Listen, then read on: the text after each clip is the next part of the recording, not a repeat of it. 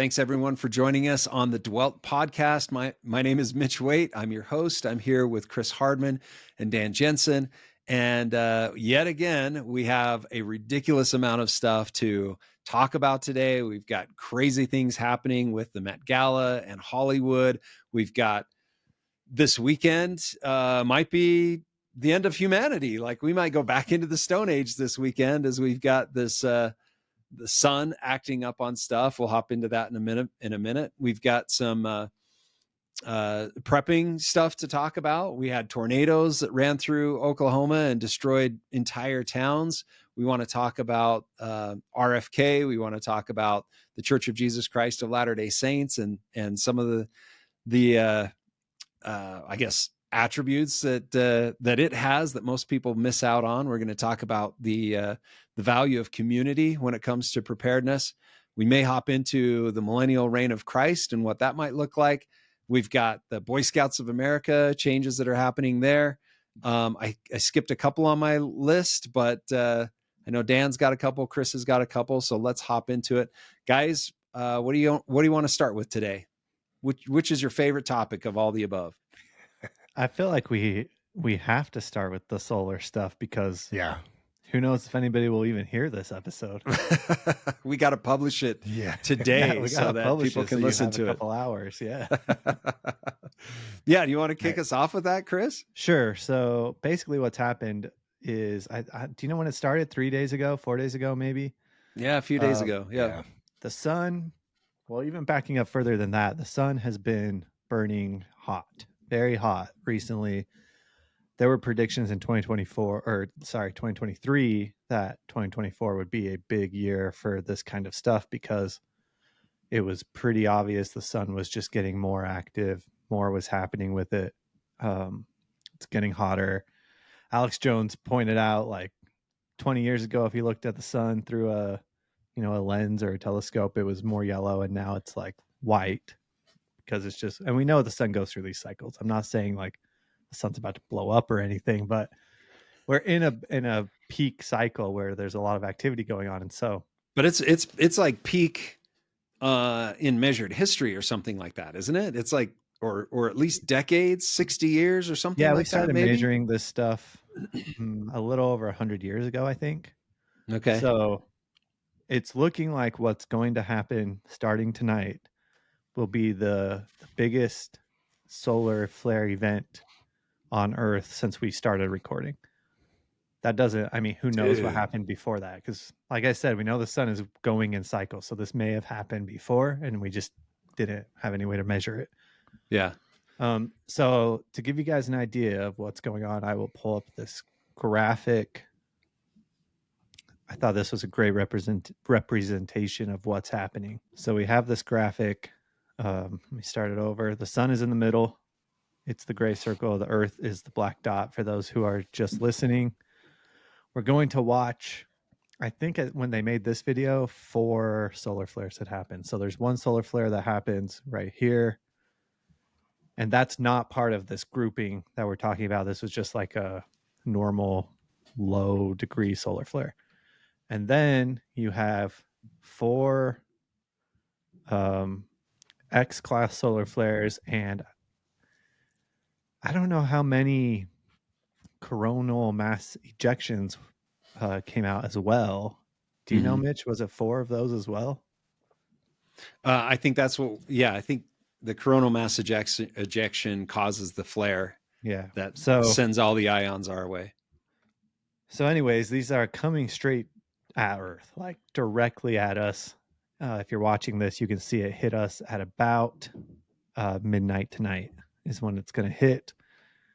And then it lasts for a few days as it passes through. When this graphic was made, they were talking about this is probably the second biggest solar event we've had since we started recording, and on the verge of being the biggest. Since that graphic was made, though, a 5th and 6th, and I think I just saw right before we hit recording a 7th X-class solar flare has happened. Dude. So there's this spot on the sun. Apparently you can see it, like if you get your eclipse glasses and look at the sun, you can just see it with the naked eye right now.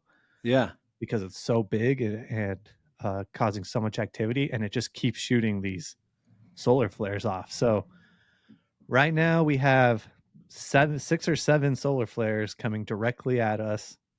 From what I understand, I mean, we know the class of the solar flares. They're pretty. I mean, it's like the biggest that you can get. But from what I understand, nobody really knows what's going to happen until they hit. So it's So kind we of just like a waiting game. so we have That's this what my question was. we have this Yeah. historical event that occurred. Oh, am I muted? No, I'm you're not good. muted. I pulled up. Let me pull up a. I'm going to share my screen real quick, and I'll show this right here. So this is some TikTok scientist. Can you guys see that? Yeah. So there's the she's image I was just talking about too.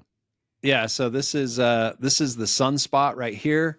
For those of you that aren't watching, it's like a blemish on the face of the sun, but there are 4 other sunspots, and I've got some opinions that Leland Tanner would probably like on what those sunspots are. It's basically when you can see through to the surface of the sun. So the surface of the sun is black, and you have these arcs that occur in an electrical universe that are electromagnetic plasma arcs. And so as those things arcs, just like when you're welding with an arc welder, you're creating these arcs, these little lightnings that that weld metal together. That's kind of what's happening here. And so as those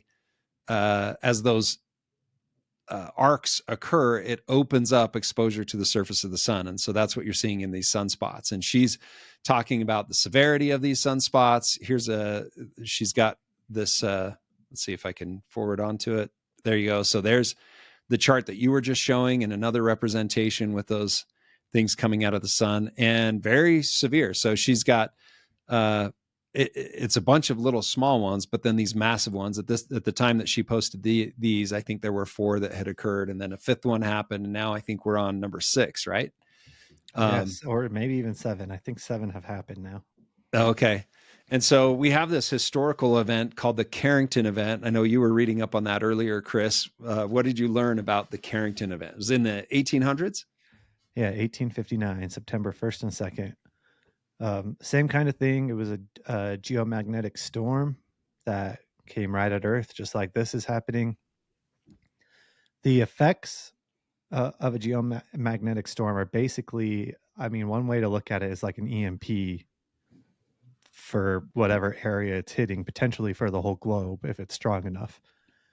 The storms hit Earth, the energy goes into the magnetic sphere of Earth, and so you just get this insane amount of energy in the atmosphere. And when it happened in the 1800s, there was so much energy that the telegram lines, at least in North America, got so hot and started like looking white, like burning white almost, and then they just melted because they couldn't handle the energy that was in the air. And so that's, I mean, like I said, no one really knows what's going to happen until they hit. I saw yesterday when there were 4 of them, it was like a 10% chance of a Carrington event that would knock out electricity in, if not all the world, at least a good chunk of it. Yeah, the tweet that I shared said it's like they broke it out into personal, local, and global. And so like personal services being affected would be like I can't access Facebook, or I can't download my files because something weird is going down. And then regional would be like, oh crap, our power station blew up. But we'll get power from somewhere else, or a line broke or something like that. And then global would be an EMP. And this guy had a 75% chance of personal services disruption, whether it's like internet doesn't connect, or like I can't download my files or whatever, or my cell phone stopped working for a few hours. 50% that a regional event will occur, and a 10% that a catastrophic event will occur. And that was some pretty high numbers. Wow. That was when there were 4 of them. We're now up to like 6 or 7 coming at us. And I think it all just depends on how it hits. If it's a direct hit on like one of the poles, I think then we're toast. Like it just, that energy gets moved through the whole globe. Oh yeah. Okay. And it's just gone. Like shatters all the the ionosphere. Yeah, Yeah. all the So electronics just get that's what completely I'm burned. wondering. Like, what are they saying it's going to do? Like, are we talking heat? Because you were saying it heats Let's things up and melts, but let's then look what at it about on energy? a scale, I guess. Yeah. Minimum of, I mean, obviously nothing could happen. I've kind of become a nothing ever happens bro, so maybe nothing's gonna happen. Minimum effects would be like what Mitch was saying, like some disruption in cell phone service, radio signal having a hard time. A lot of times when these solar flares hit, there will be a period of time where your radio signal just can't pick up because of the energy's too much in the air.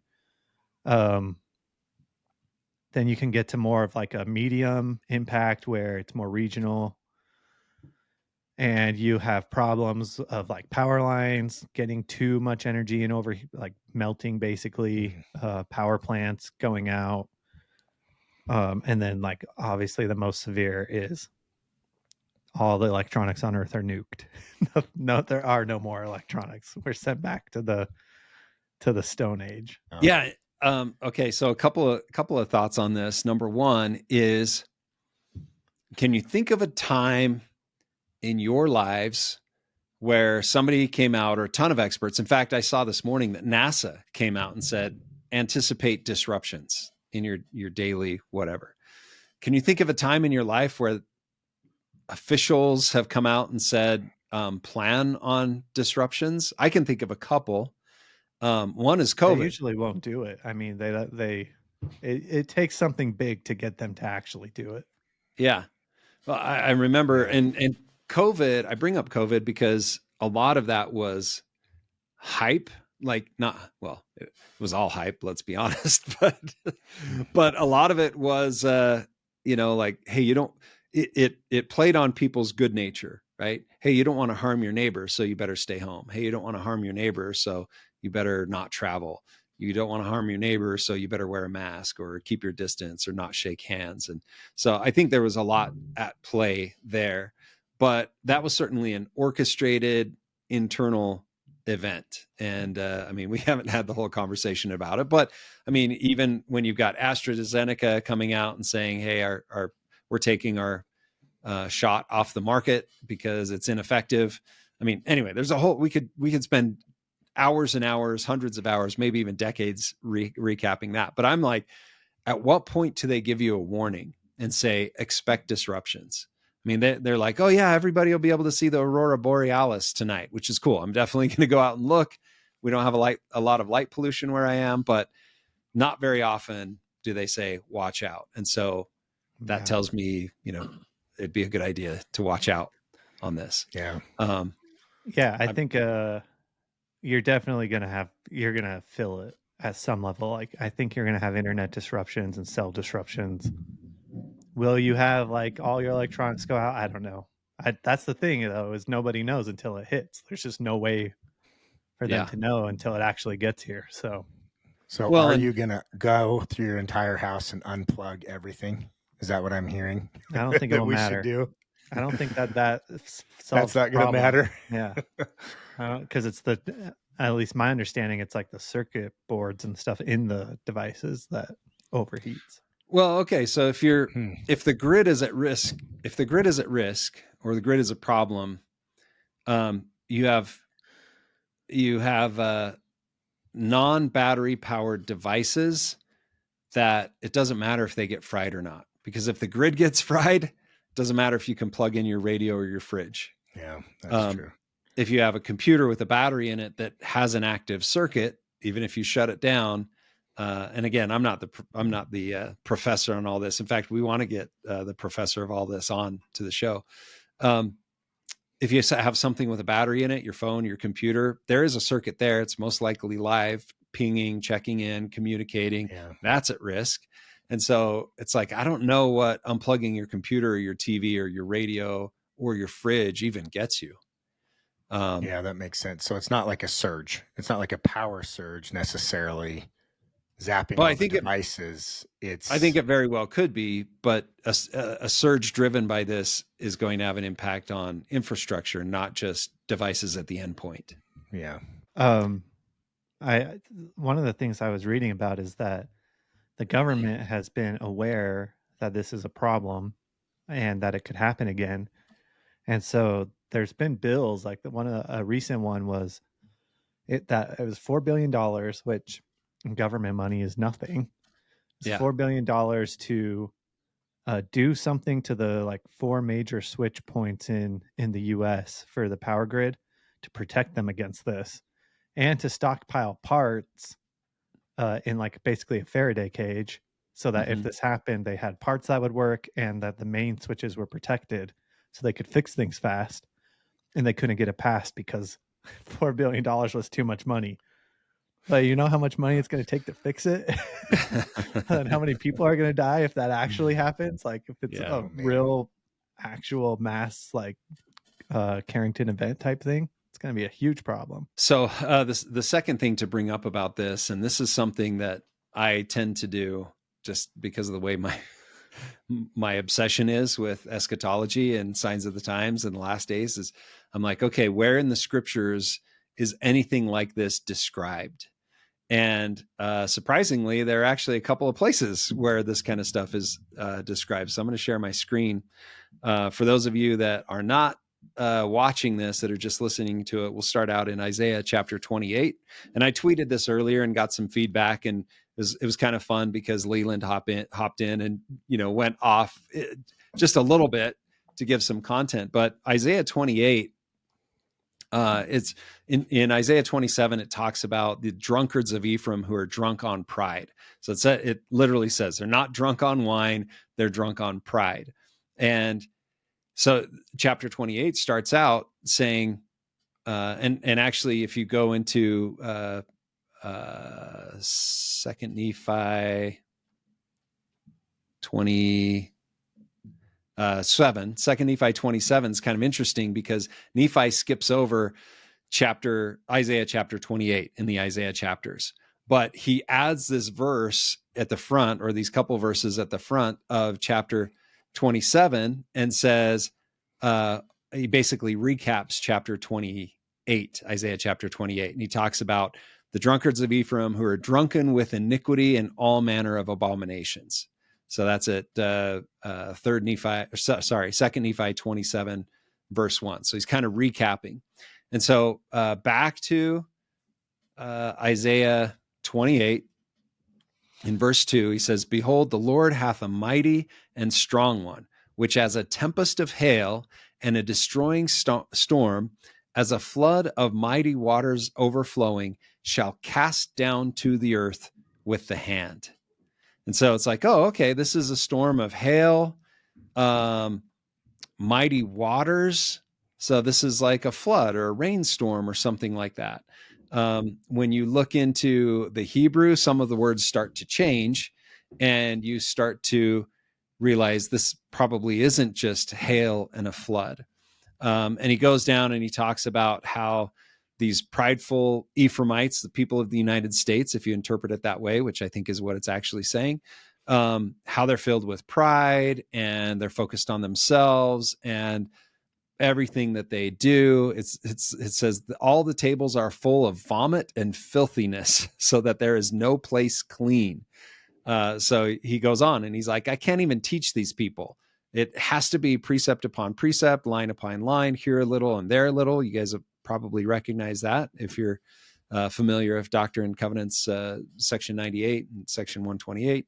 But he's like, I'm trying to teach them, but they won't learn. They're too prideful. They're too arrogant. They've apostatized. They've fallen away from the truth. And even they say, we have made a covenant with death, and with hell we are at agreement. This is verse 15. When the overflowing scourge shall pass through, it shall not come to us, for we have made lies our refuge, and under falsehood we have hid ourselves. Like, we're good. We have great infrastructure. The farms are producing well. Like, Walmart's always got food. We're good. And I think it actually means a lot more than that, but just to stay at the surface, that's what they're saying. And then the Lord says, he's like, judgment, verse 17, judgment also will I lay to the line, and righteousness to the plummet, and hail shall sweep away the refuge of lies, and the waters shall overflow the hiding place. And your covenant with death will be annulled, and your agreement with hell shall not stand. The overflowing scourge shall pass through, and then ye shall be trodden down by it.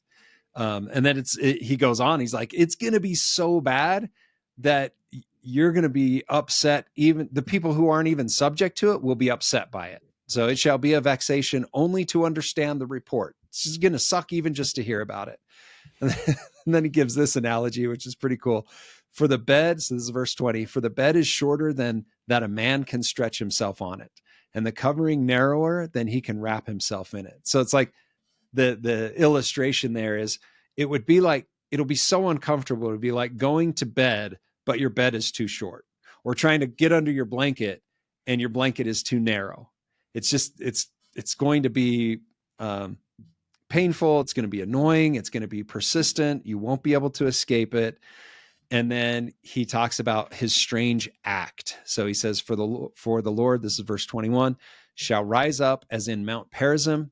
He shall be wroth as in the valley of Gibeon, that he may do his work, his strange work, and bring to pass his act, his strange act.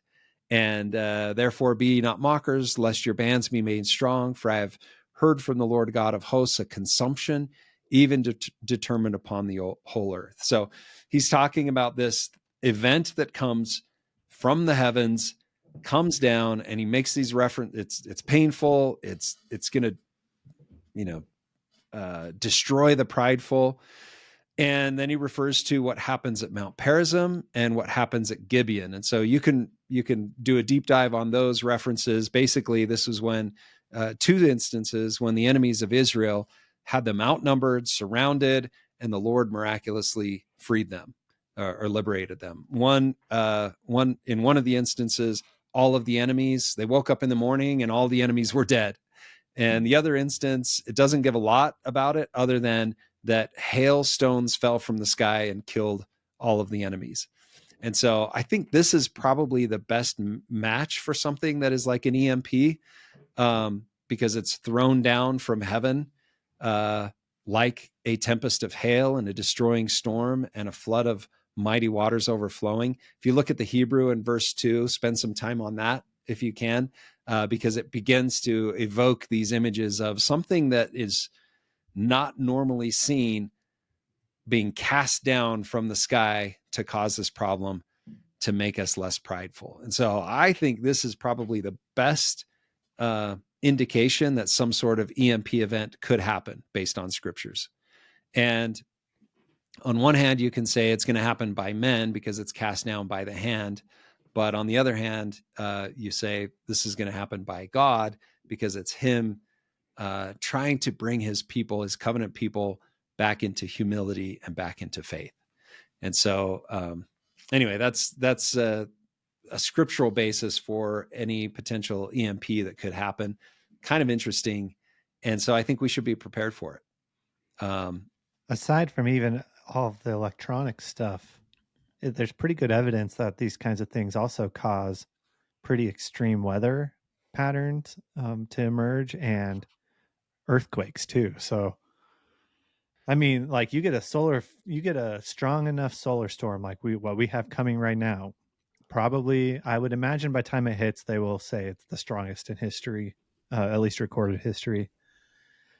And you have just the perfect, like if it hits right, it becomes the perfect combination of crazy storms, tornadoes, stuff like that. And that's because the atmosphere is getting so charged with ions that it has to go somewhere. So you get these crazy storms that form.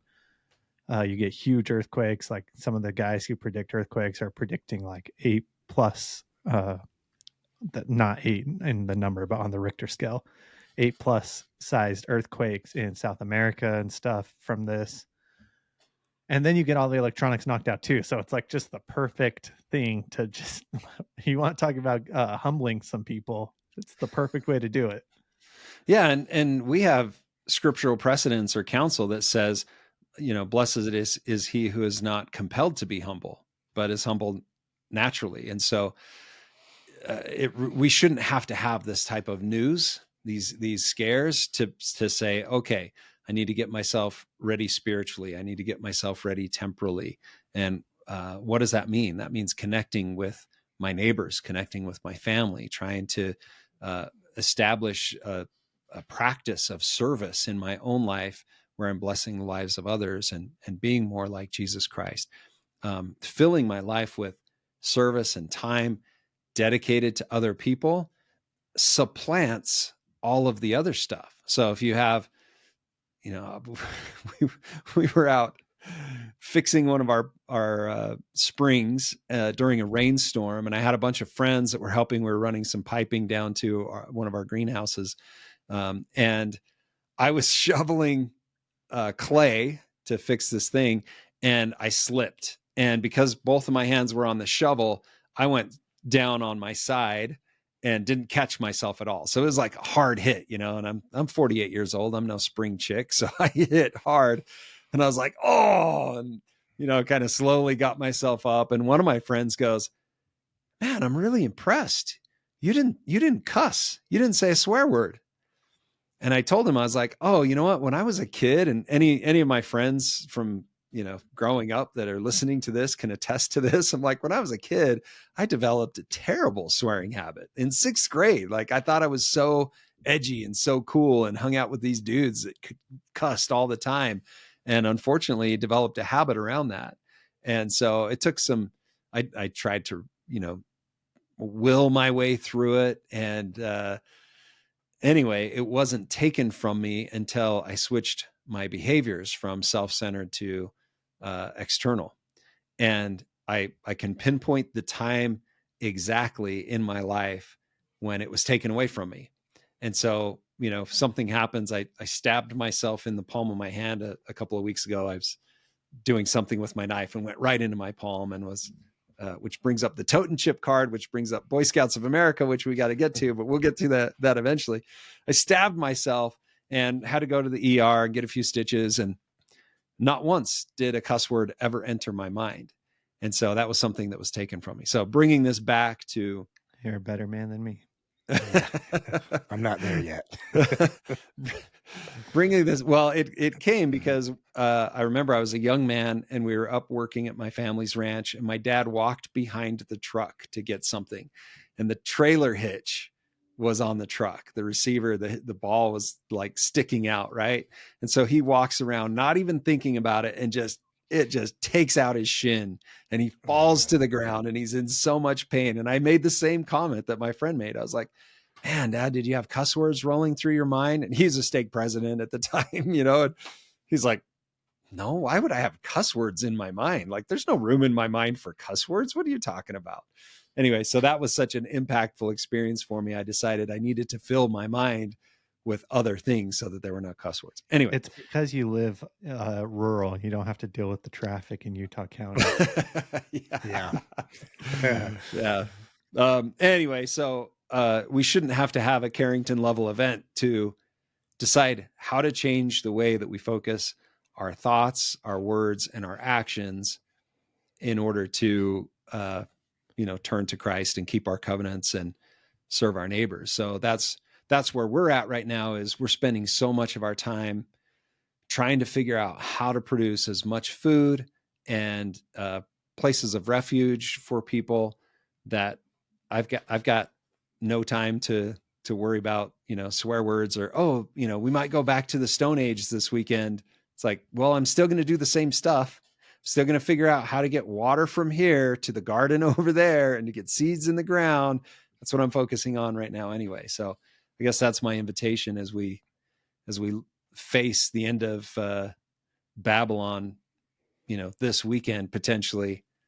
It's like, I don't know that I have to change that much. It reminds me of something an institute teacher told us once in class, that God will give you many chances to learn things yourself and to humble yourself and to learn the lessons that you need to learn.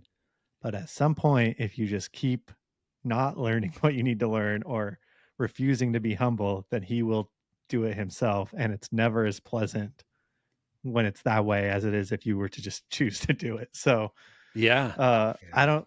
Again, I'm now a nothing ever happens, bro. So this weekend will probably be nothing ever happens.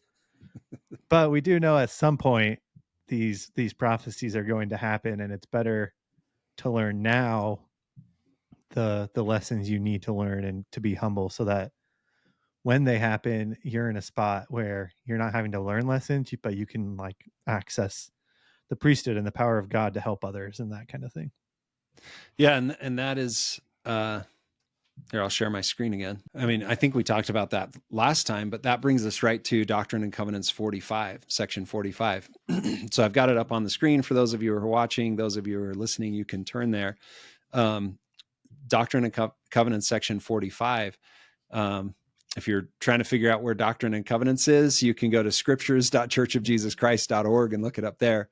But verse 28 says, and when the times of the Gentiles has come in, so that is the time when the gospel is being preached to the non-believers, which started with the woman at the well and continues to this day.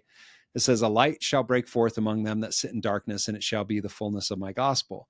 But they receive it not, for they perceive not the light, and they turn their hearts from me because of Taylor Swift. I mean, because of the precepts of men.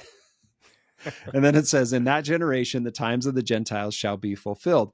And there shall be men standing in that generation, which leads us back to the verbiage in Matthew 24, where the Savior talks about in that generation, the signs are going to be shown forth.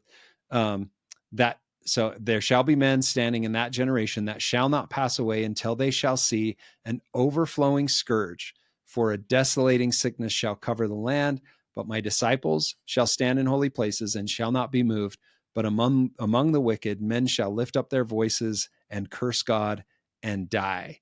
And there shall be earthquakes also in diverse places and many desolations, yet men will harden their hearts against me, and they will take up the sword one against another, and they will kill one another.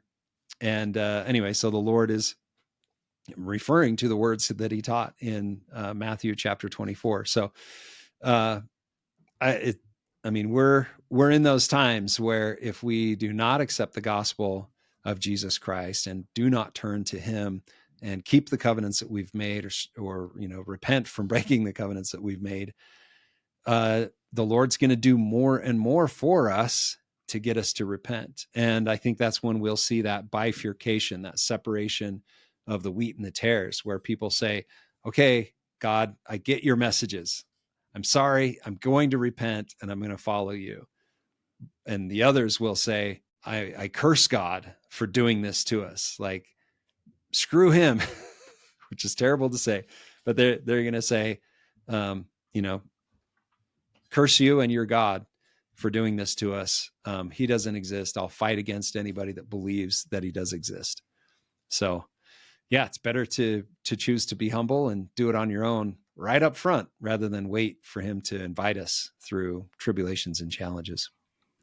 It's better to act than to be acted upon. Yeah. I'll share one more thing about this solar flare before we switch topics, because this is kind of fun. For those of you who want to see as it's happening, you can go to thousandeyes.com/outages, and you can see all the internet outages around the world.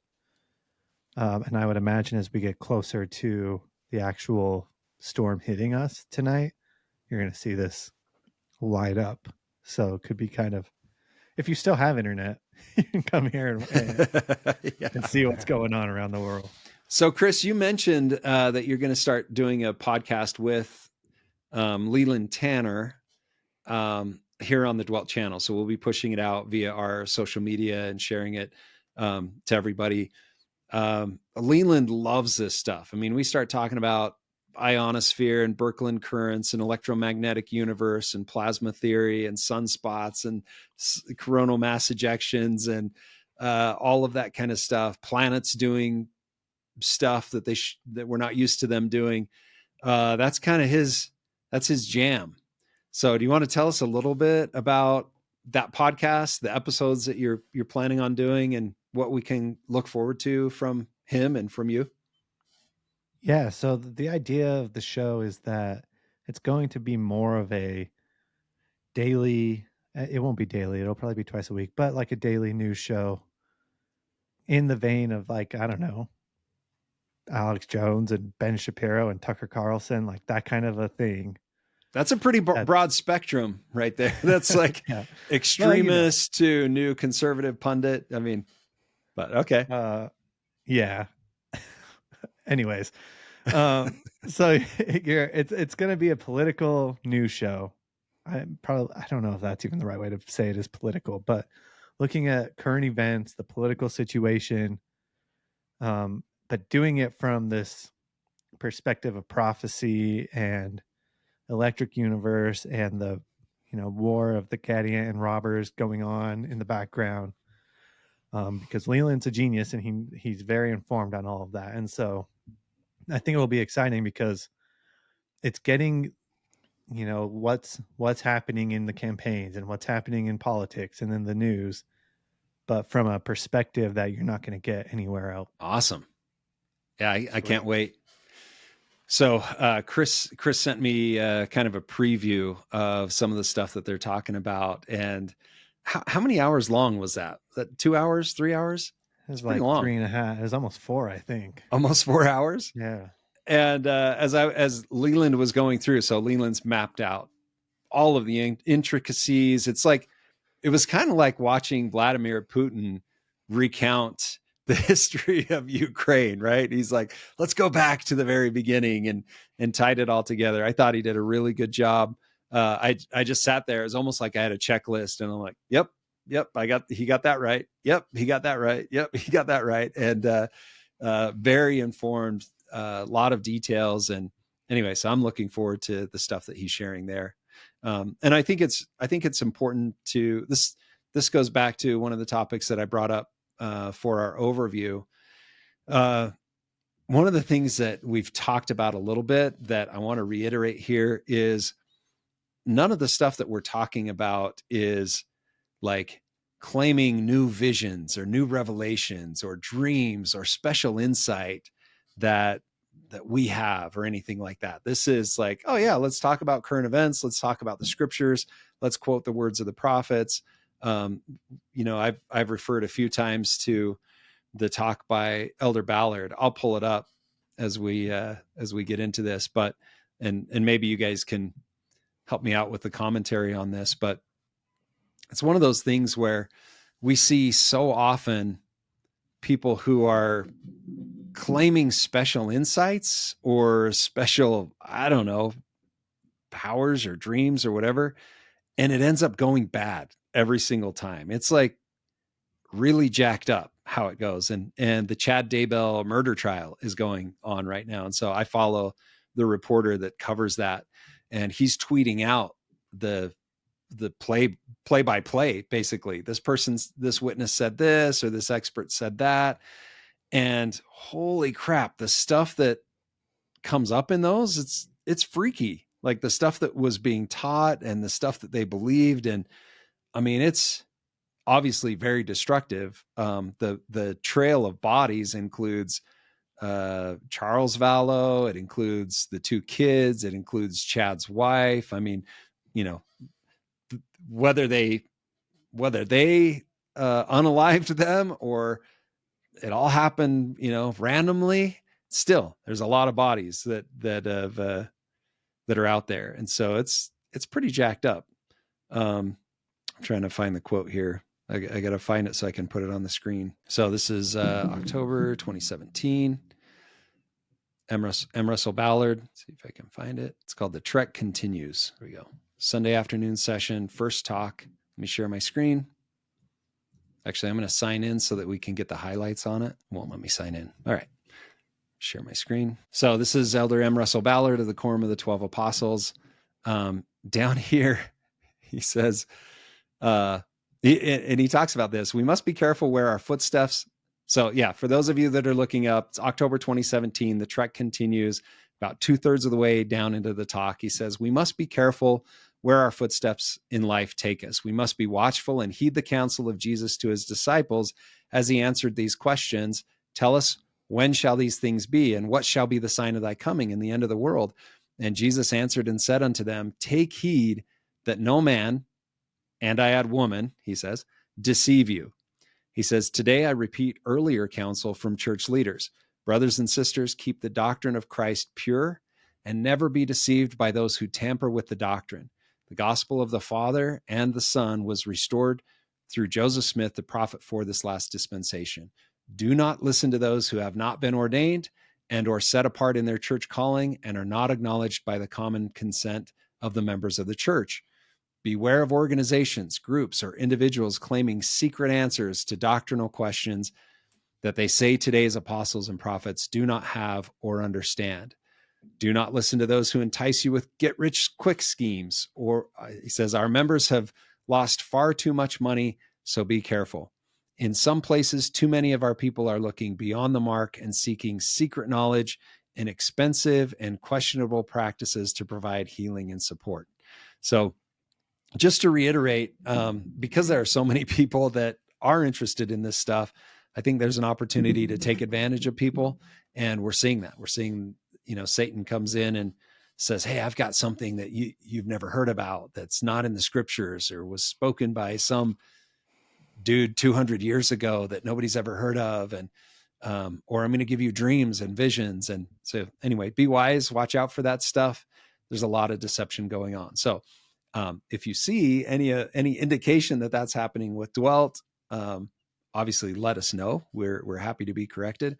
We don't claim any secret knowledge or answers, and we wholeheartedly sustain the prophets, seers, and revelators of our day.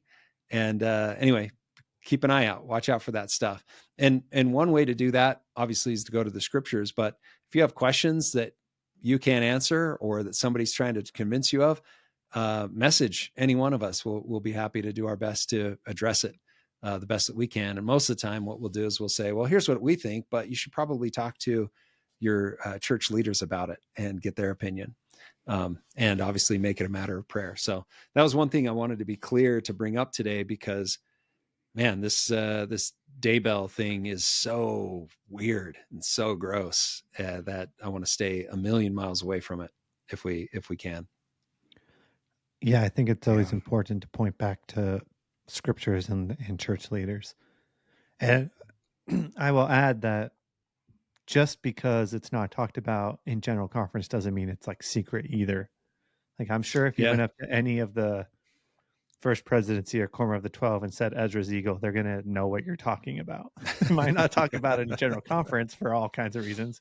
And they may have their own interpretation on it because they're closer to God than I am. But they're going to know about it. I mean, it's in the scriptures. They're like 100% they know what it is. So, I don't know. I shared, in fact, I'll pull it up. I shared this week, this talk by Ezra Taft Benson, 14 fundamentals in following the prophet. So if you Google 14 fundamentals in following the prophet by Ezra Taft Benson, it's a talk that he gave. It's on BYU Speeches, and he gives 14 fundamentals or 14 foundations for following the prophet. Let me put this up on the screen here so you can see it. This is stuff that I think is very relevant these days. There's a lot of confusion in the world, and everybody's trying to understand what's going on. And people are even questioning, what can a prophet speak on? Let me see if I can zoom in on this for people to see. So you can scroll. Obviously, I recommend listening to the whole talk and reading the whole talk. But I want to go through these 14 fundamentals. He lists them out. This is clear, 7/8 down the page if you're looking at it yourself. So first, the prophet is the only man who speaks for the Lord in everything. Second, the living prophet is more vital to us than the standard works, the scriptures. Third, the living prophet is more important to us than a dead prophet. And we can qualify that and talk about that. He does expound on that, but the key component there is a living prophet has the keys to exercise the works that a dead prophet no longer has. Fourth, a prophet will never lead the church astray. Fifth, the prophet is not required to have any particular earthly training or credentials to speak on any subject or act on any matter at any time. That's pretty expansive right there. Like they can talk about, I don't know, the current trends with dress standards, tattoos, piercings, you name it. Like they could talk to it and it doesn't matter. Well, it does matter. Sixth, the prophet does not have to say, "Thus saith the Lord," to give us scripture. Seventh, the prophet tells us what we need to know, not always what we want to know. Eighth, the prophet is not limited by men's reasoning. Ninth, the prophet can receive revelation on any matter, temporal or spiritual. 10th, the prophet may be involved in civic matters. 11th, the two groups who have the greatest difficulty following the prophets are the proud who are learned and the proud who are rich. 12th, the prophet will not necessarily be popular with the world or the worldly. And not to add to the words of a prophet, but I would say in scriptures, it actually prophesies that the prophets will be cast out, hidden, killed, etc. So definitely not normally or not always popular with the world or the worldly. 13th, the prophet and his counselors make up the first presidency, the highest quorum in the church. And 14th, the prophet and the presidency, the living prophet and the first presidency, follow them and be blessed, reject them and suffer.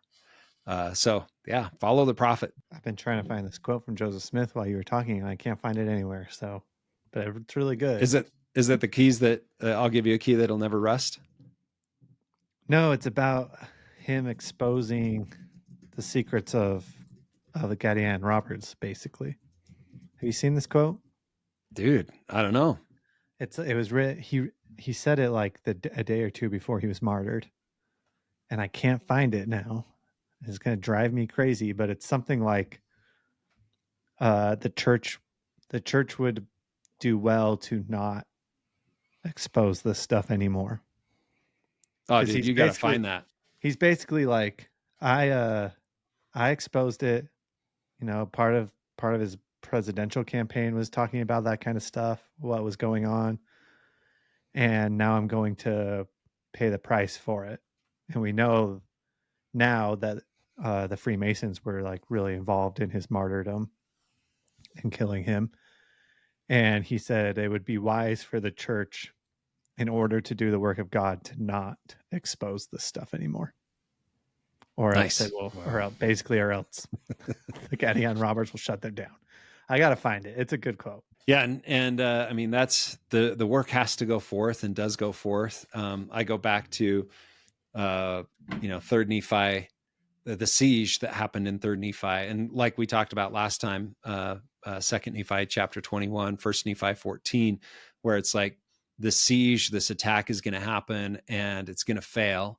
And that really looks a lot like COVID in hindsight, that, temples were shut down, church meetings were shut down, missionaries were called home, and it didn't work. It made the saints more faithful. Now, the general numbers of church attendance outside of the Church of Jesus Christ of Latter-day Saints decreased because of COVID. But, the faithfulness, I think, of at least the people that I'm surrounded with and that I interact with, thousands and thousands of people, it increased their faith for the most part. So I think the siege failed, and now we move into this time where we enter into a reign of the judges, where we see chief judges maybe removed, not maybe, chief judges will be removed, and Ezra's eagle will probably play out, and we're in for a time of turmoil. I mentioned in one of those rants about me stabbing myself and getting my totem chip card cut. Should we talk about Scouting America? Yeah. Dan, you brought that one up. You want to tell everybody what happened with Scouting America? Yeah. For me, this is something that caught my attention because I grew up as a Boy Scout, got all the ranks. I had like 42 merit badges or something when I was done. Dang. Got my eagle, went to every camp out. And so I loved it, right? I grew up with the whole experience of it. And when we started to see things kind of change, I started noticing and getting kind of disappointed with what was happening as far as like who was administrating the Scouts program. And then when the church decided to separate from it, I mean, that was a huge thing, right? And I feel like there was like a grieving period for a lot of people like me and tons of my friends that were a part of it.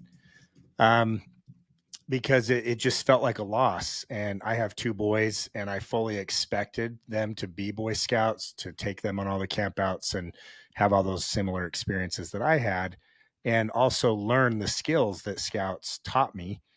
And so when the church separated from it, I felt like, okay, now what? What do I do? how do I do this with my boys to give them that structure? And so recently we saw that they just changed the name again. I think they changed it one time. Now they've changed it again to Scouting America. They've taken the boy out of it.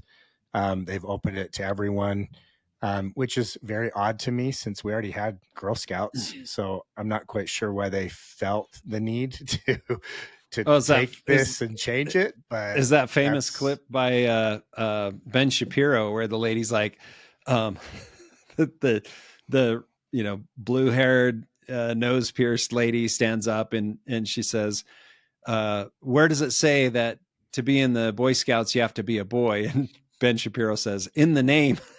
Yeah. Yeah.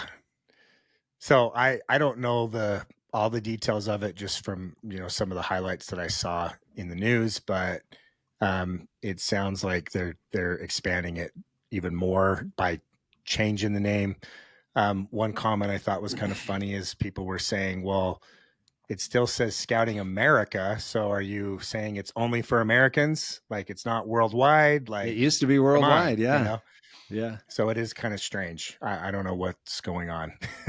I don't know who is at the top that's thinking that this is a good idea, but I really believe that it's just going to continue to fall and decline and then eventually just dissolve completely as an organization, because they're not holding true to all the standards that the founders of it held to. Yeah, I remember, like, I was I was very involved in scouting as part of church callings. I grew up as a scout. I've spent 25 years as a young men's leader, helping everybody from serving everyone from the Blazer Scouts at 11 years old back in the day, all the way up to the Explorers, and it was Explorers, and I can't remember the other name. So from ages 11 to basically 19 years old, 18 years old. But when the change happened in 2013, if you can remember, where they said, hey, we're going to start changing, who's allowed to participate, and you don't have to agree to a moral code and stuff like that. Wayne Brock was the scout executive. And I don't know that. I just looked it up. But Wayne Brock had brought on an advisor who had served in the Bush administration. And I can't find the guy's name. I'm looking for it. I can't find it. It might have been Michael Serbaugh. No, it wasn't Michael Serbaugh. Anyway, so he brought on this advisor that came in and said, hey, we're going to modernize the Boy Scouts of America. And of course, that was the first thing that caused the destruction of the Boy Scouts of America. So, Chris talks about Gadiantons being involved, in all organizations or in governments. I think that was a case where it was like, hey, wait a minute, this guy came in from a governmental organization and immediately the change happened, and Boy Scouts of America basically declined into nothingness. And now it's Scouting America. Pretty crazy. Yeah. With the demise of the BSA, the Church of Jesus Christ of Latter-day Saints, prior to the demise of the BSA, outlined a plan for its youth and said, well, if our youth aren't going to be doing Boy Scouts of America stuff, we need to have a different program. And so they elevated the program. I see a lot of complaints online about the new program, from parents whose kids are in the program to parents or adults who are called to serve in the program that don't really understand how to run it effectively. And so there's a lot of negativity associated with it. I currently am a young men's leader. We run the program and it's phenomenal and we love it. And the boys are thriving and they're active and they're gaining skills. And I think it's just incredible. Are there opportunities to improve upon it? I think so. But I really like it. And so as this is all happening, and I tweeted something like, who's gonna raise, I mean, should we pull that up? Because I know I'm gonna misrepresent it. Yeah. Here, let me pull it up real quick. Okay, here it is. I'll zoom in on this and share it. Now that I've got screen share capabilities, Chris, I'm like unstoppable. Okay, here we go.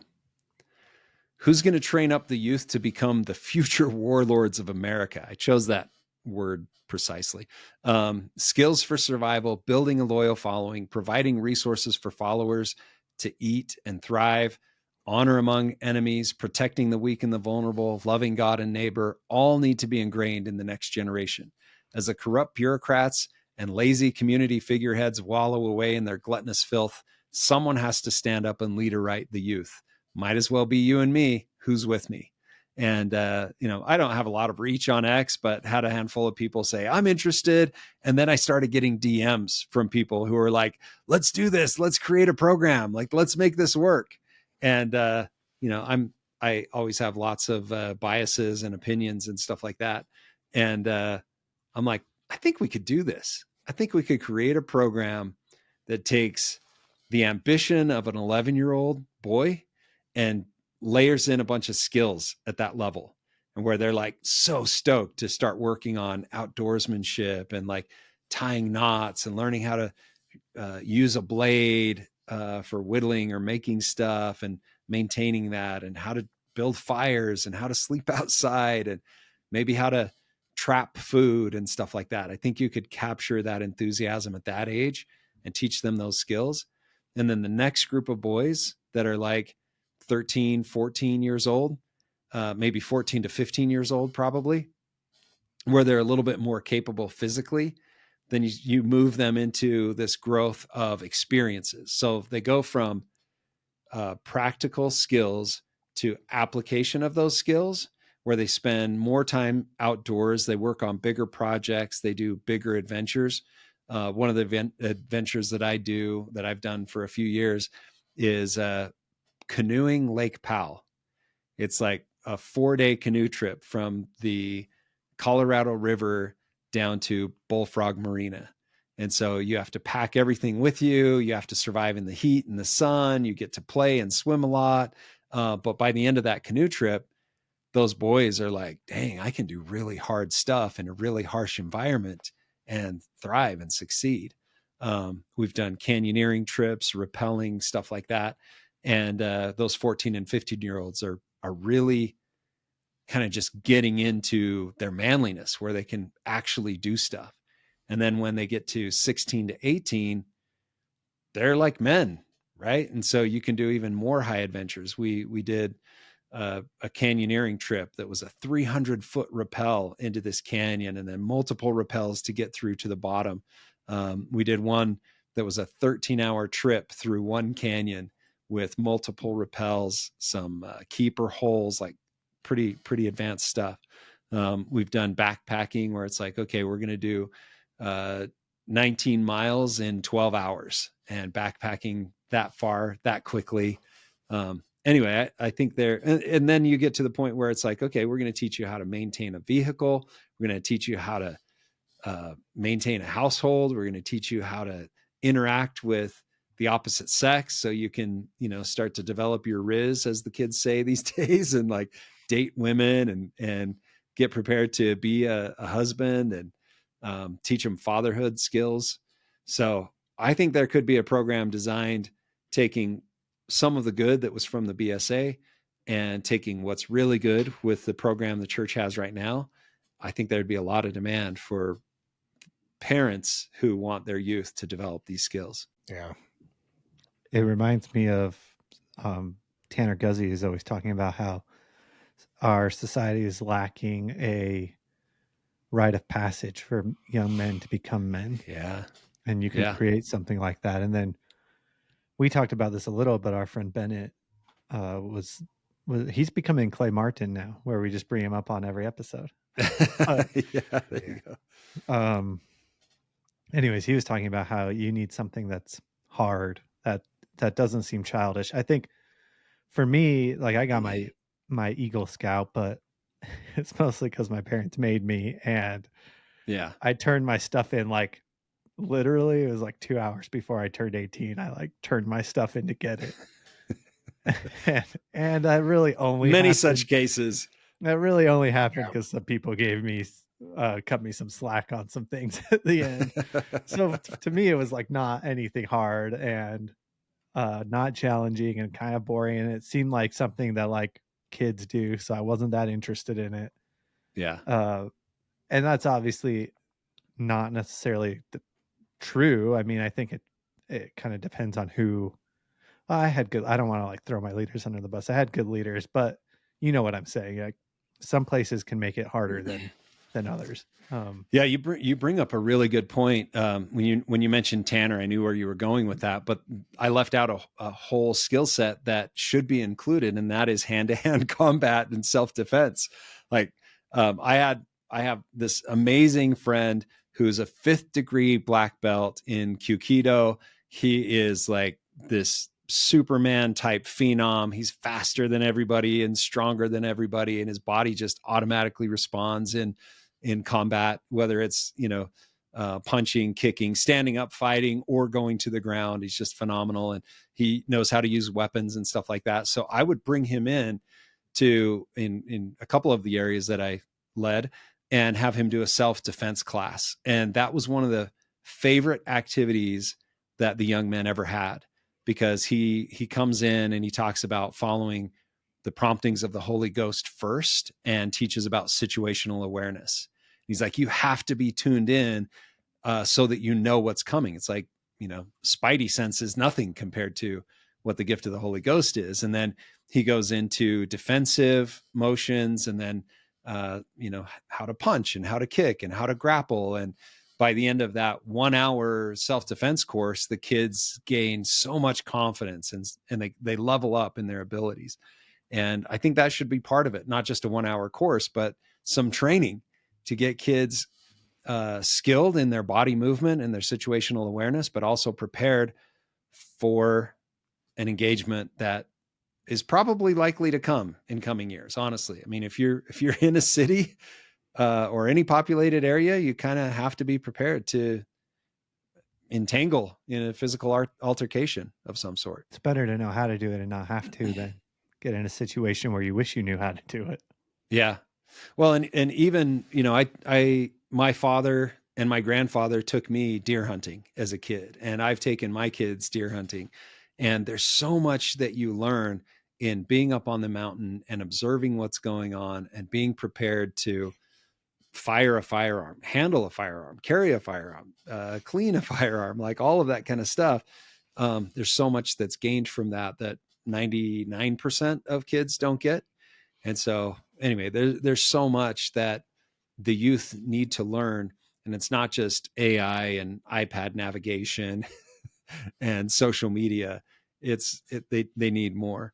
To put a little plug in for Dwelt, we're an hour into this. Maybe this is a good time to plug Dwelt, but I think Dwelt is the perfect environment to start a program like that, where we take our Dwelt subscribers and members and offer the opportunity for kids to work out on grappling and self-defense, to light some fires, to tie some knots, to build some things, to grow some food, to navigate the land. All of those skills are super important. First aid, man. I can't tell you how many situations I've stumbled upon where I had to exercise my first aid merit badge skills. And as other people will stand by just kind of observing, it's nice to be able to be like, oh, I know what we should do for this injury. Or, treat this person that is struggling. Anyway, so we'll definitely be offering those types of trainings at Dwelt. And I think we're going to work to develop our own curriculum and techniques, video training, stuff like that, to get youth training programs going nationwide or worldwide. We're going to need it. Dwelt Youth. Dwelt Youth. There you go. Let's go. I like it. Awesome. Okay. I I found the quote from Joseph Smith, not to like.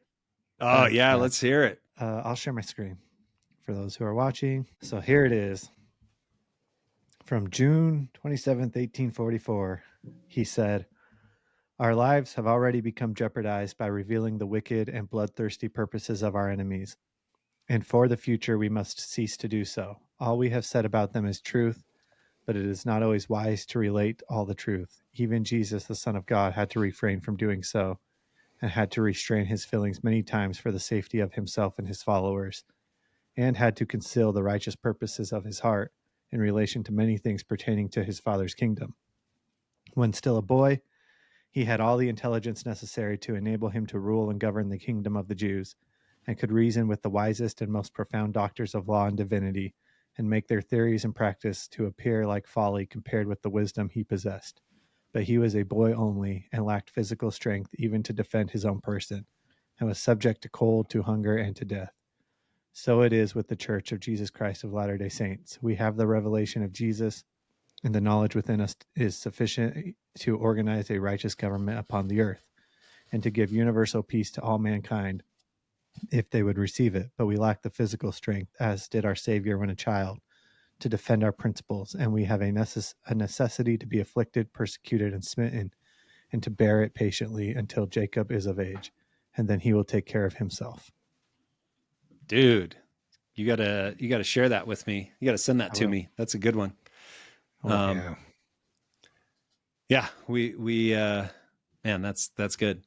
And so we see so many people get frustrated, like, oh, the church should make a stand on this or make a stand on that. And it's like, can you imagine if we did make a stand on this, that, or the other thing? We'd be shut down just as fast or faster than if we, than we were with COVID. And even then we had leaders of the church. I remember Elder Bednar and Elder Holland called out, like, hey, this is not okay. This is unconstitutional. This is our right to meet, to send missionaries out. And, it's, anyway, it's something that if I we will stood, say, with $1 trillion in the bank and all the resources we have, we may not be a child much longer. We're about ready. There you go. Okay. So that brings us to another point that I think we've touched on a little bit, but really was highlighted. You shared, or maybe I shared. No, you shared it with me. There was a retweet by Clay Martin. Let's check that one. I know you already mentioned Clay Martin, but we'll bring it up. He retweeted a very long thread about community and preparedness. And I loved it. I've read it a couple of times because I knew when I went through it the first time, I didn't digest everything that was in there.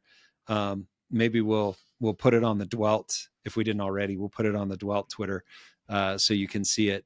But basically, this guy talks about no matter what you do to prepare, your preparations have an end of life. So you can store up food, you can store up supplies, equipment, you can store up defense mechanisms, firearms, whatever it is, and eventually those things will run out. And one of the things that I think we're not familiar enough with is the power of a mob.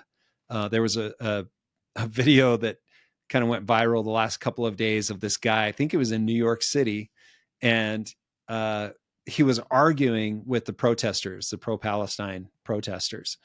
And he was big and he was calling them out and he was loud and he was like, just, like getting after them in a big way, like clear this place out, stop doing this, stop interrupting, stop causing problems with people.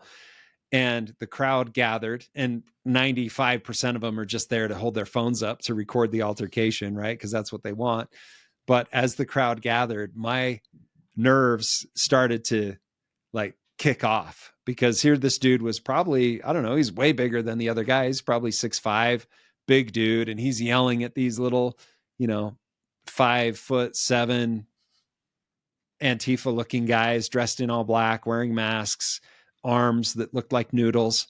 And at first you're like, oh yeah, this big dude's gonna, kick their butts or whatever. But as the crowd starts gathering, I'm like, oh crap, this guy is potentially in danger, because you get 30 people, 40 people, and you don't stand a chance. I remember the Rodney King riots, which predates both you guys, but they pulled that trucker. I can't even remember the guy's name, They pulled a trucker out of his truck because he didn't want to stop for their road blockade.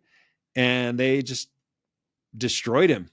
Like 30, 40 people on one guy. They just ripped him to shreds.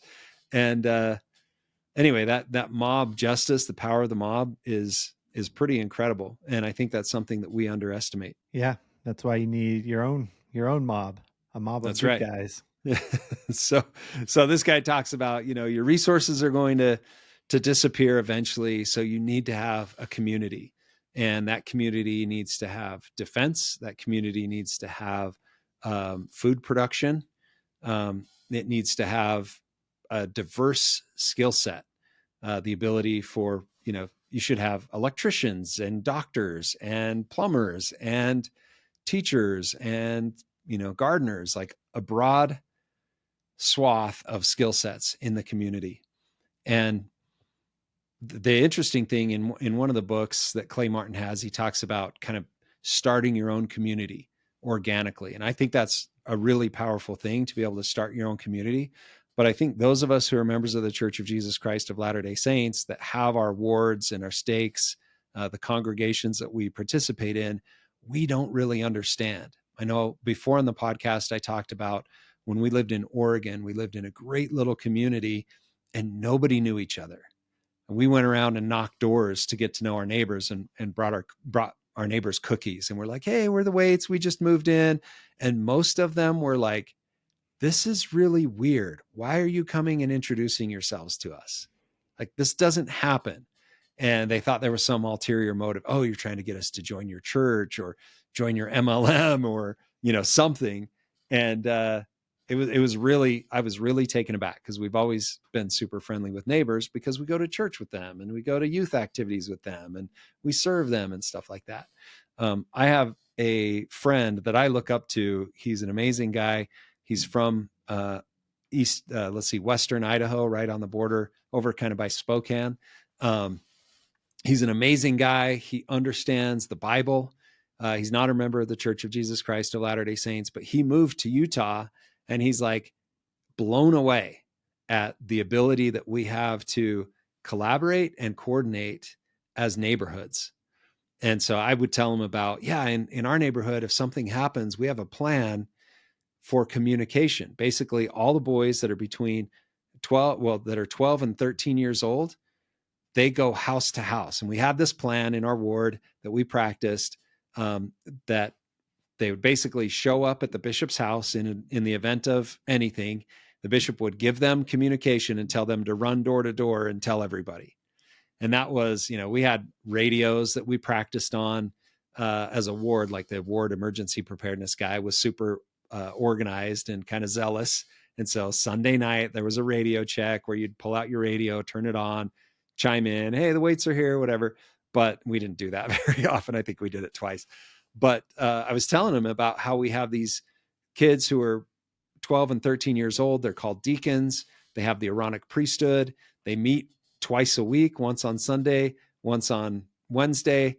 And there's a communication plan in case of an emergency. And he was blown away by that. And I was like, dude, we have hundreds of things like that, from communications to power structures, to families assigned to specifically serve other families who might be in need, like just all this stuff in place.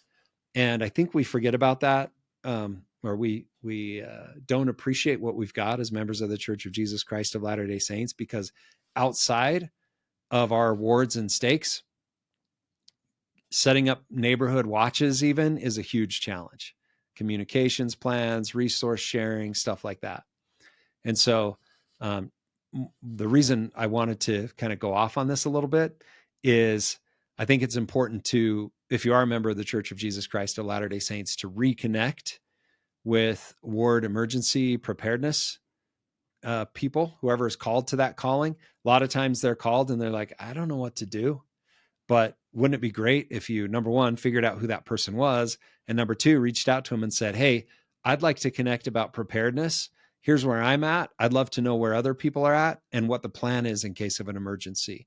If we have to leave, what's the plan? And if we have to stay, what's the plan? And start engaging at that level. And you'll be amazed at how much confidence you gain and how many resources there are at the ward level and even at the stake level. That being said, as you guys know, I recently hung out with a former bishop.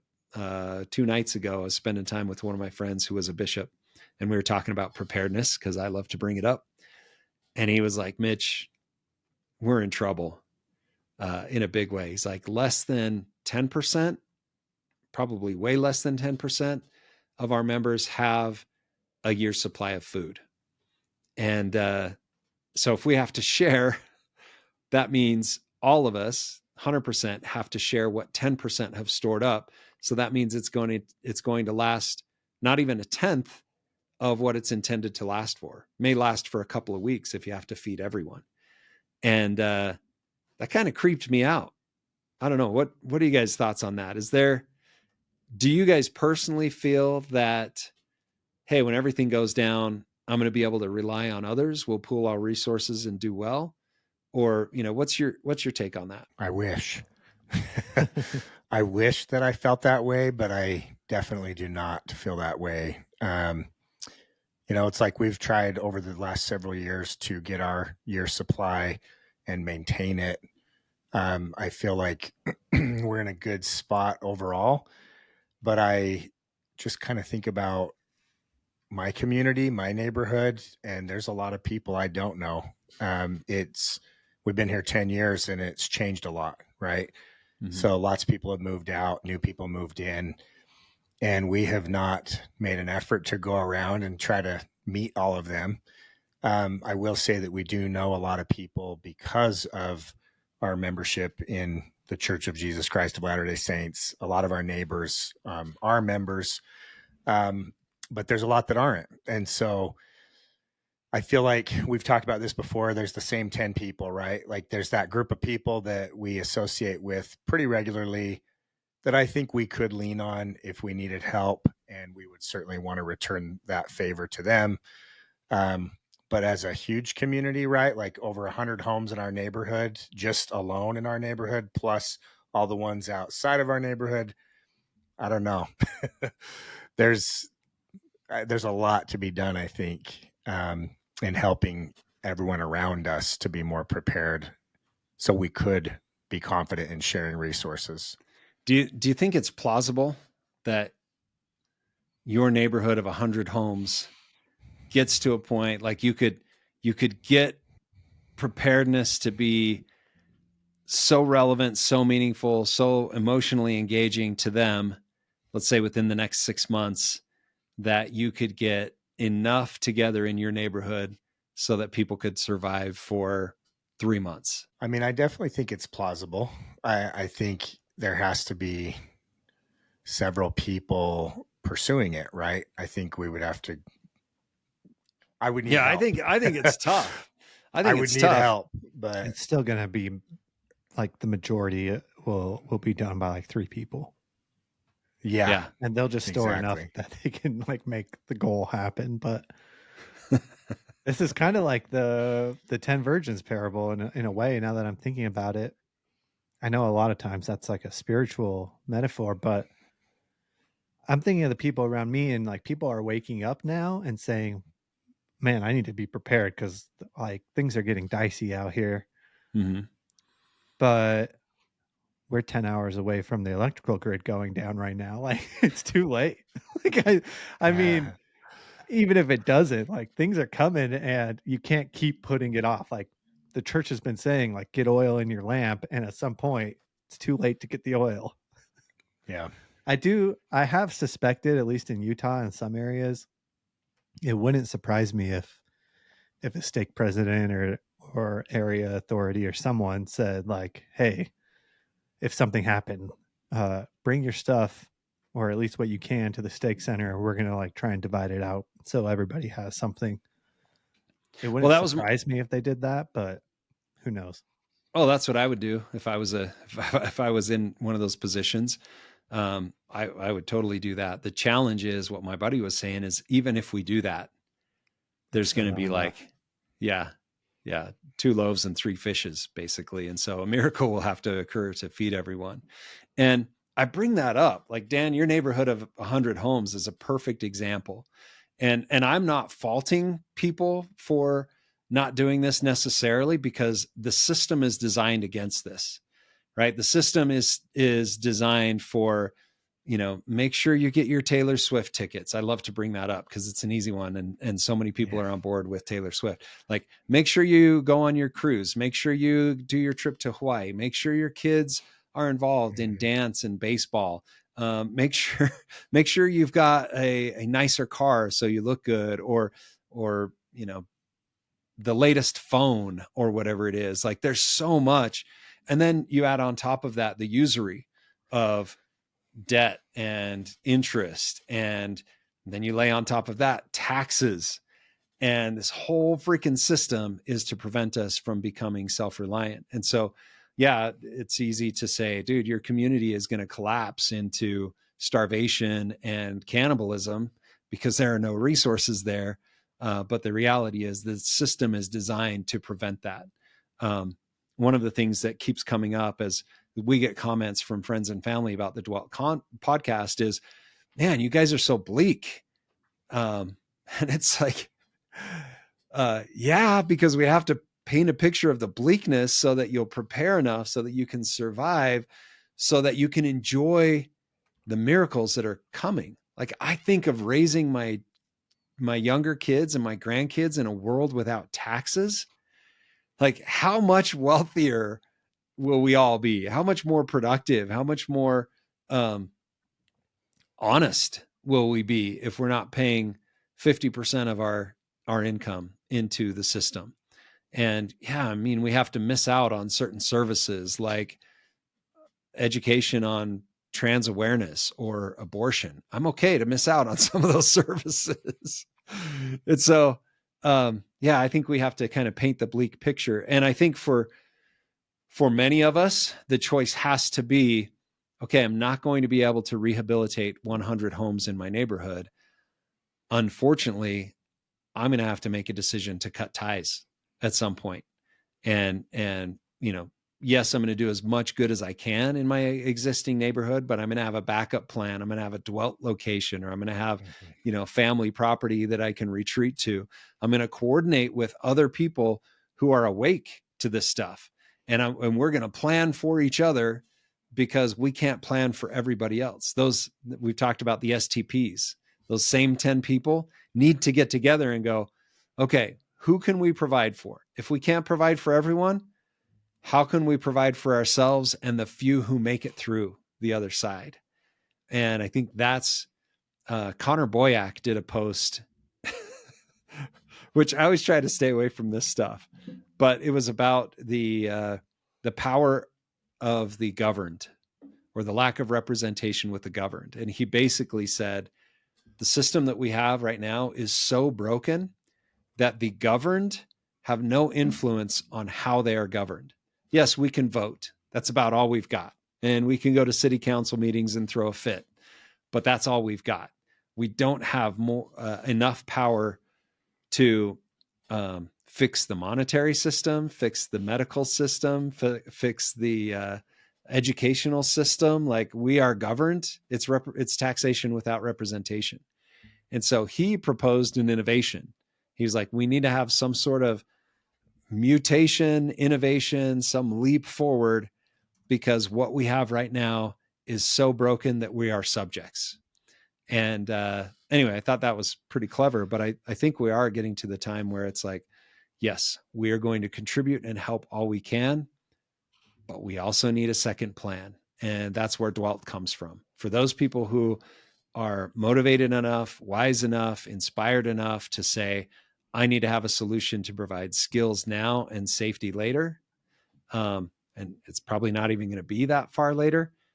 Dwelt is the solution for that. I need a soundboard so I can do like breaking news alert. Okay, what breaking news do you have?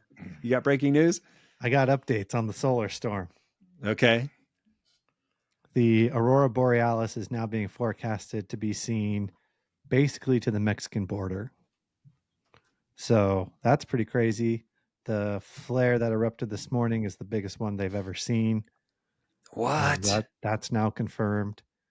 And this guy, he's not a small account. Let's see how many accounts. He's got 500,000 followers on X. I'm not going to share the tweet because it has the F word in it. Okay. He just got a call this morning and he's like, did anybody else get this? From What? the U.S. Army Emergency Alert Notification System. What? And the call said a solar flare is coming and to have a flashlight ready and to be expected for power outages and GPS outages. No way. Wow. Yep. Okay, I got a call this morning from some number. I'm gonna see if that's not it. But dang, dude. Yeah, he posted the number and then posted, like, if you go to the U.S. Army website, it's right there, the same number about it's their alert system. So I don't know, man. Something's going on.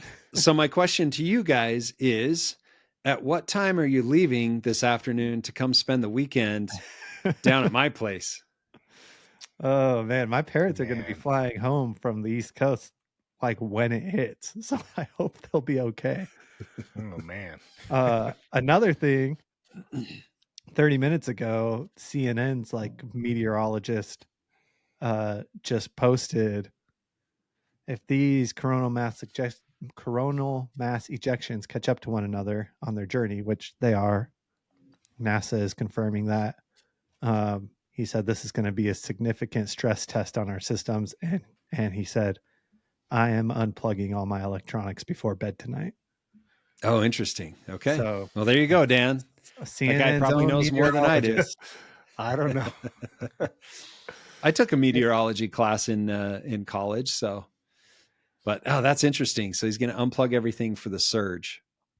It's interesting to see this as it gets closer and closer. The warnings seem to be like ramping up, more and more severe. At first, it was like, oh, you'll be able to see Aurora Borealis in like the Dakotas and Wyoming, and then maybe in Utah. Now it's like Mexico's going to see it, and like it's just getting crazier. So you feel like all these sources are pretty credible, like that you're pulling it from, like you said. NASA, right? The Aurora Borealis forecast is coming straight from Fox News. That meteorologist I just said was CNN's meteorologist.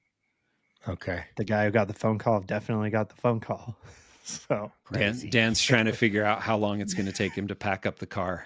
Come on, Dan. Seriously. You're going to have to sleep on the floor, but you can at least have a place to stay. Well, it's funny because you just asked us. You just asked us, what our plans are if we're going to rely on others. And I've always said that on the show that, I have stuff prepared, but I have family who has lots and lots of stuff prepared. And so the plan is like, stay alive on the stuff I have as long as I can and get to them. But now I'm like, what if my cars are toast tonight? Dude, you'll be riding your bike across the valley. Yeah, I might actually have to do a little trek. Well, so I have some family who bought a truck from like the 60s that is apparently EMP proof, and I called them and I was like, if it all goes down tonight, come get me. So even then that's tough, because can you imagine them driving by? How difficult is it going to be to drive past a mother with a baby that's like, I need a lift somewhere, and pretty soon he's going to have 800 people on that truck. So if you do have to travel, it better be in the dark at night. And then someone who eventually is like, I'm taking the truck. Oh yeah, I see a truck coming. That truck is now mine. Yeah. Yeah. The thing that I keep thinking about is the roads. Like just yesterday, there was an accident on I-15 and it stopped traffic for several hours, and then it makes the traffic heavier on all the frontage roads and side roads. Yeah, and through neighborhoods. You can't get anywhere. Yeah. Like I don't think we're driving anywhere. That's the thought that I keep having. So we're going to be strapping our backpacks on and we're going to be trekking it or riding bikes, maybe. That's it. My first thing is procure a bike. Mm-hmm. Yeah. So make sure preferably a mountain bike, since the roads are probably going to get all destroyed and busted up when the big one finally hits. And there you go. Yeah. I was sitting in traffic the other day and I was looking at the line of cars ahead of me going on forever. And I was thinking, like we're moving very slowly, but I like had the thought, if this was a catastrophe and everyone's trying to leave, and that's why these cars are here, Yeah. and nobody can move because it's like just complete bumper to bumper traffic, and then because you're in an emergency, you have people start to act unrationally and try and do crazy things to get around the traffic, Yeah. and it just becomes chaos, complete chaos. Exactly. Another Oh, no. update. This guy just confirmed, same guy, he said, I just confirmed with multiple active government sources that they also got the alert from the DoD alert system, calling and warning to get a flashlight and to expect potential power outages from the solar flare. So I'll probably put a bunch of my flashlights in a Faraday bag and put it into a grounded shipping container. And then I'll keep candles around the house. And fortunately, we have a few hundred candles. By the way, you can go on Amazon. And those of you that live in the city, you can probably get it delivered the same day. You can buy a couple hundred candles on Amazon for like $10. So it's not a bad idea. I'm looking right now. See if you can get it same day delivery. Let's see what I can get. The other thing is water. A lot of the water systems on the Wasatch Front are gravity fed. So that's good because, it's just a pressurized system. But some of the water systems, especially throughout the US where it's flat, like central US, and they have these water towers, the only way water gets into those towers is via a pump, and pumps are run on electricity. And so it's definitely a good idea to have some water stored up. And probably the least efficient way to store up water is to go buy a couple of cases of water bottles.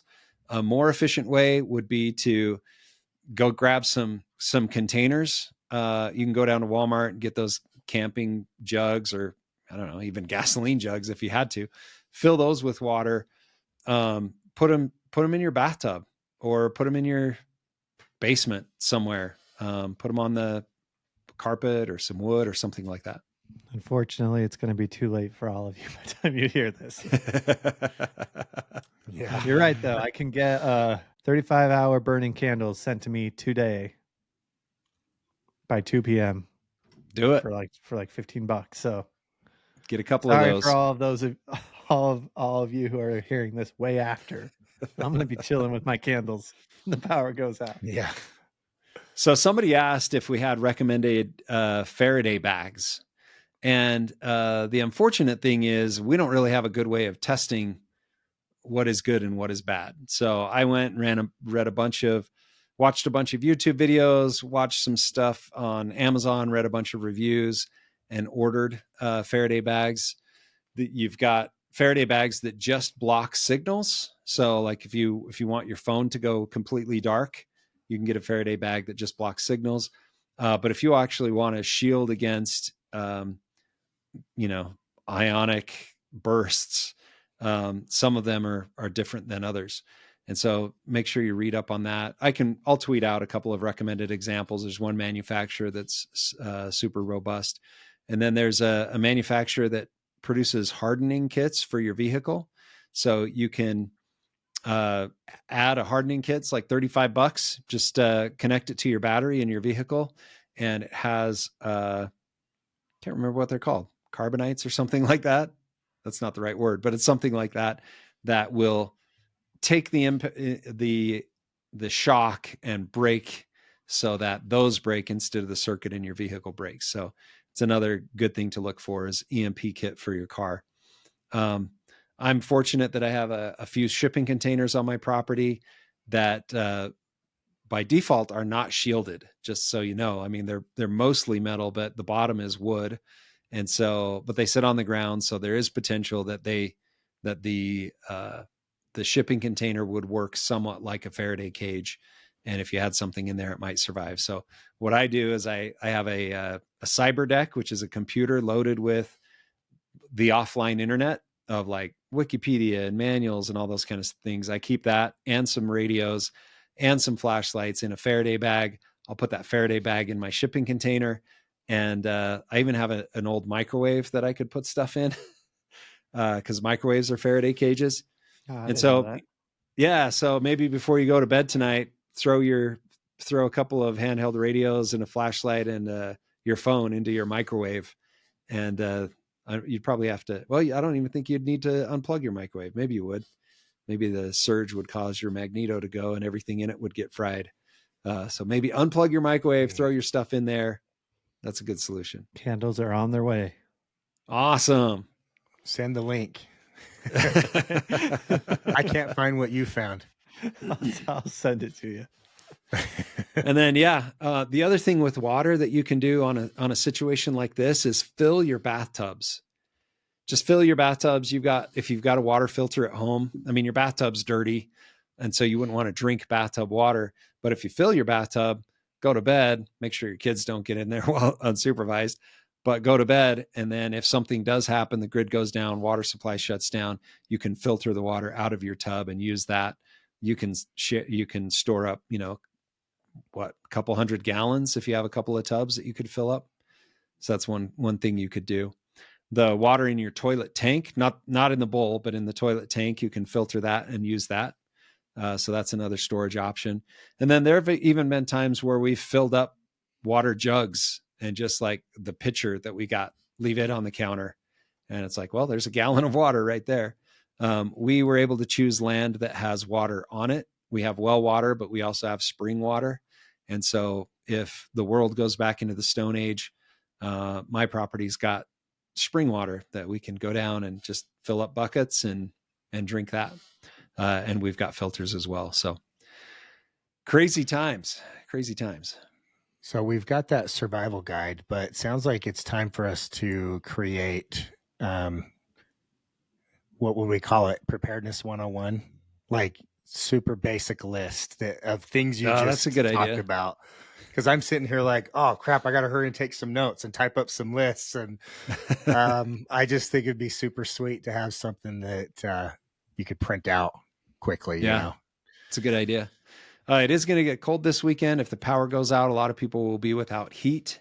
And so you can, the best practice for that is to get into one space and heat that space. And so you get all the blankets and all of the sheets and you make a family bed and you sleep in a family bed together and keep each other warm. And then, probably want to keep the faucets running just a little trickle so that your plumbing doesn't freeze up if water's still running. Anyway, just some thoughts on that. Yeah, I'll start to put together a list because there's a hierarchy. Like I've said multiple times, exposure will kill you faster than lack of water or lack of food. So you need to make sure you have yourself covered for exposure. We're going into the summer months, so it's not going to be that big of an issue, but it's a great time to prepare for the winter next year during the summer months. Cool. I have the official text of the alert. It says, today we are closely tracking a rare geomagnetic storm that may disrupt essential services. Power disruptions include power, GPS, vehicle telematics, and internet. To prepare, keep a flashlight and extra batteries on hand. Avoid electronic devices during the storm and have a backup power source. There you go.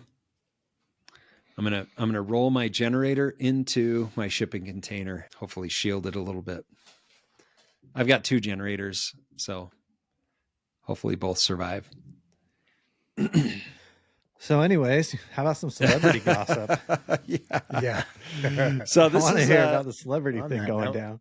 Yeah, I brought this one up early on and Chris was like, what happened? So they had the Met Gala, Gala, however you want to say it. They had the Met Gala and it came out that number one, the Met Gala is $75,000 a ticket to attend. And the theme, I got into some kind of esoteric stuff. The theme, this is kind of mind blowing. Well, before I get to the theme, if you just search Met Gala 2024, you'll see the crazy costumes that celebrities were wearing. I mean, it was over the top, and the Met Gala always is over the top, but it was so over the top that this new trend emerged.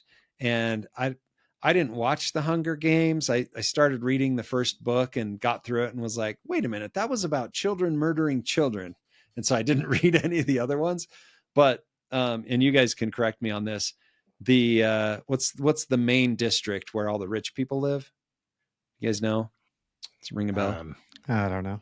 I don't know. Whatever that district, the Can-Am or something. The capital. I think they just call it the capital. The capital. The capital. So they at the Hunger Games, like the contestants are all dressed up and everybody's in these crazy costumes. And people were like, wait a minute, this Met Gala, all these costumes look like Hunger Games costumes. And then they're like, wait a minute. So we have the rich that can pay $75,000 a ticket and pay tens of thousands of dollars, if not hundreds of thousands, for these costumes that they're wearing. And we all watch it and we're entertained by it. And we got people that can't afford groceries and can't afford mortgage or their rent, or, have lost their jobs. They're starving to death and they're so stressed. And yet we're okay watching these celebrities parading around in these costumes. And so somebody stitched a celebrity montage of their costumes with the song from the movie The Hunger Games that is like, the procession that's happening at the games when everybody's all dressed up. And there's one TikTok star, her name's Haley Bailey. And she dressed up as Marie Antoinette. And so it's this huge like wig and this big old dress. And there's a video of her looking at the camera, pretending to be Marie Antoinette, and says, "Let them eat cake." And people that sent people over the top. They're like, I can't afford to feed my family. Groceries are 3 times more expensive than they were. And you're at a $75,000 a plate dinner with $100,000 costume on, telling us, well, if we can't afford bread, go ahead and eat cake. And so from that, and the other thing, the theme. So the theme was based on a book. The author's name is like J.G. Ballard, if I remember. J.G. Ballard. I think that's right. And the premise of the book is that there's a people who's being, time is running out, and they have these flowers that are time flowers. And so they use these time flowers to rewind time so that they have more time. And so they're taking advantage of this resource that nobody else has access to preserve themselves. And then they run through the last time flower, and the thing that they were holding back comes in and destroys everything. So it's like this mockery. People who are digging 2 or 3 layers deep are saying, wait a minute, they are literally doing this. First of all, they're making all of their money off of our attention. Like the reason Taylor Swift is a billionaire, aside from bloody covenants that she made, is stealing our attention and dollars and light in order to become a billionaire. And all these celebrities are doing the same thing. At the same time, all of this stuff is coming out, these allegations that celebrities are doing really gross stuff to kids and to others. And so it's like, wait a minute, they are consuming our life force, and we're just letting them. We're giving them our life force, and they get to, live in their palaces and enjoy their rich lives. And people are starting to wake up to stuff that we've been talking about for a little while now. And so somebody had the idea that if they are rich because of our attention, we need to take our attention away from them.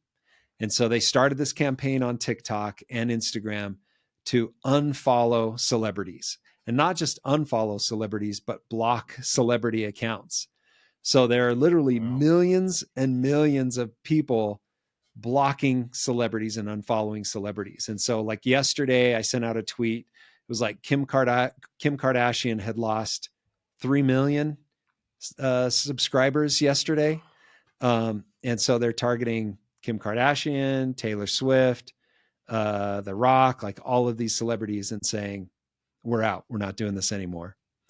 On top of that, people are taking it to another level and saying, we're actually going to perpetuate behavior that takes money from them.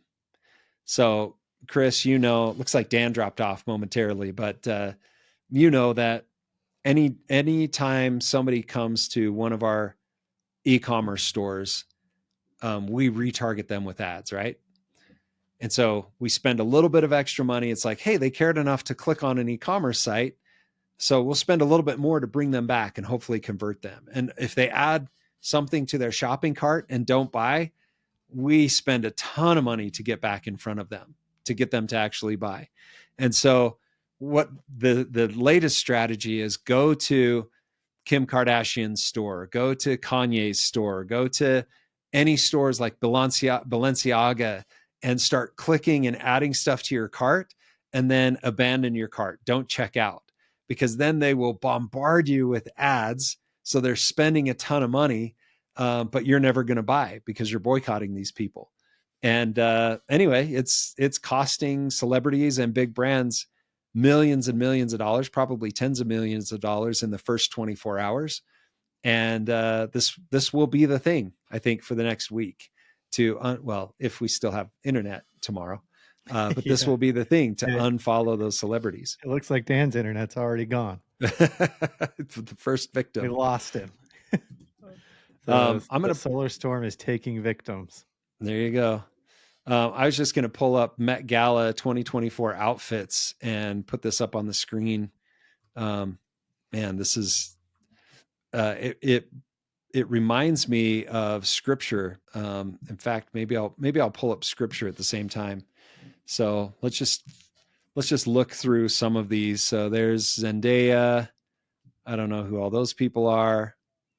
Nicki Minaj. There's a J-Lo and a Kardashian in there. I mean, look at that dress. Crazy, crazy stuff. Yeah, it really is straight out of the Hunger Games. Yeah, it's like, which of these are Hunger Games and which of these are Met Gala 2024? Yeah. I mean, yeah, that's wild. Come off it. You guys are kidding me. Crazy stuff. Okay. So now let's go to, what's the first thing that happens when the Nephites start to become prideful and don't worry about don't take care of the poor? Fine twined linen. There's a term in the scriptures that talks about fine twined linen. So yeah, but it came to pass in the 29th year, there began to be some disputings among the people, and some were lifted up unto pride. So for those of you that are just listening, this is 3 Nephi chapter 6, verse 10. Pride and boastings because of their exceedingly great riches, yea, even unto great persecutions. For there were many merchants in the land, and also many lawyers and officers, and the people began to be distinguished by ranks according to their riches and their chances for learning. Yea, some were ignorant because of their poverty, and others received great learning because of their pride, because of their riches. Some were lifted up in pride, and others were exceedingly humble. Some did return railing for railing, while some would receive railing and persecution and all manner of afflictions, and would not turn and revile again, but were humble and penitent before God. And you know, I don't know if it's in this chapter. I think it might be in the next chapter, where they start into secret combinations and they turn into sin, and they end up destroying the government. And so it's one of those things that happens over and over and over again. As the Nephites humble themselves, they start to succeed and prosper. And once they become rich, then they start taking advantage of the poor and causing problems. And then with that pride, then they fall. And here we go. Let's go to Helaman chapter 4, verses 11 through 13. Now, this great loss of the Nephites and the great slaughter which was among them would not have happened had it not been for their wickedness and their abomination which was among them. Yea, it was among those who professed to belong to the church of God. And it was because of the pride of their hearts, because of their exceeding riches. Yea, it was because of their oppression to the poor, their withholding their food from the hungry, withholding their clothing from the naked, and smiting their humble brethren upon the cheek, making a mock of that which was sacred, denying the spirit of prophecy and revelation, murdering, plundering, lying, stealing, committing adultery, rising up in great contentions, and deserting away into the land of Nephi among the Lamanites. And because of their great wickedness, their great wickedness and their boastings in their own strength, they were left in their own strength. Therefore they did not prosper, but were afflicted and smitten and driven before the Lamanites until they had lost possession of almost all their lands. So that is something I've been thinking about a lot. Oh, do you want to pull that up again? As we've been moving into these last day type events happening, it says something here. Let's see. And because of their great wickedness and their boastings in their own strength, they were left in their own strength. Therefore, they did not prosper. And I think a lot of what we're seeing is, I was just thinking about this even with the solar flares this morning. Like, as it's possible that this kind of stuff has been happening and, you know, God's kind of protected us. I think looking at history, at least recent history, there's many, many, many times when God has likely intervened and saved civilization, basically. And I think we're getting to a point where he's saying, you're on your own now. Like, I'm going to let whatever consequences are coming, I'm going to let them happen at this point. Because you think you're strong, you know, you're prideful. So let's see what that gets you. And I think that a lot of what is happening is not necessarily God causing it, although there is some of that in the last days. It's more just he's not stopping it anymore. Yeah. I mean, that is a big part of the covenant is protection, that the Lord protects his covenant people. And once that protection is revoked, the covenant people are vulnerable and weakened and lose stuff. Here's one. So this is Alma says, it came to pass in the 8th year of the reign of the judges that the people of the church began to wax proud because of their exceeding riches and their fine silks and their fine twined linen, and because of their many flocks and herds and their gold and their silver and all manner of precious things, which they had obtained by their industry. And in all these things were they lifted up in the pride of their eyes, for they began to wear very costly apparel. And then it goes on. These are the the followers of King Noah that we're all familiar with, or many of us are familiar with. This vision of Nephi talks about the great and abominable church that would come in the last days. And it says, and I also saw gold and silver and silks and scarlets and fine twined linen and all manner of precious clothing. And I saw many harlots. I don't know, man. That's kind of sounds like this. All of these descriptions you're reading, it's like, man, this is exactly today's world. And the angel spake unto me, saying, behold, the gold and the silver and the silks and the scarlets and the fine twined linen and the precious clothing and the harlots are the desires of this great and abominable church. So, I mean, sheesh. And I would say it's good that people are starting to see this, that they're like, wait a minute, this is ridiculous. This is not okay. I mean, what in the crap is that right there? It looks like Rihanna. I don't know if that was this year or not, but sheesh. So it's good that people are waking up to this and saying, hey, we're not interested in this anymore. We're not going to prop you up. We're not going to support you. We're not going to give you our life force or our attention. And this is a great follow-on to our conversation. I don't know if it was last week or the week before, about turning off music, like filling our life with good music instead of the music that is producing that type of fruit. Now's the time to start transitioning out of Babylonian stuff so that we can have, number one, protection, but number two, have the inspiration and the comfort to navigate the things that are upon us. It's pretty crazy. One of the things, oh, go ahead. Well, I just keep seeing stuff like this where people are finally in mass kind of waking up and taking a stand against so many of the things of the world and Hollywood and government and even business. And a lot of people are like, sweet, we're winning, where this is it, we're doing it. The people are finally waking up and they're finally taking back their freedoms and fighting against evil, which is true, but in a more, to me, looking at it from a prophetic lens, and especially with Ezra's eagle, I just can't help but think you have the eagles in the background running things and seeing that they are losing control in every facet that they've had control over. And we know they're going to make a move to take control. And it's like, it's just becoming more and more obvious to me why that happens, because they are, as they lose control, they're going to have to do something to get it back. Well, and they won't be able to. Like, they're going to lose. It's been prophesied that they're going to lose. And one of the things this brings up, I'm going to share this TikTok video. You guys will have to let me know if you can hear it. But they're going to lose because of the hand of the Lord, because of what he's doing and what he wants to bring to pass. We've talked about this a little bit before. This has really stood out to me. If I unmute this, let me know if you can hear it. Can you hear that? I don't hear it. Oh man. Okay. Well, when you share stuff, we can hear it. So let me send you the link.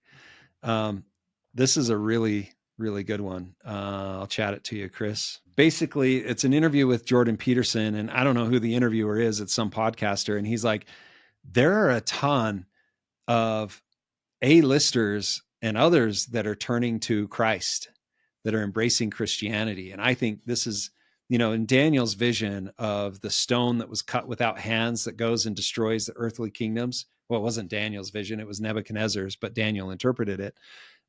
That stone is cut without hands.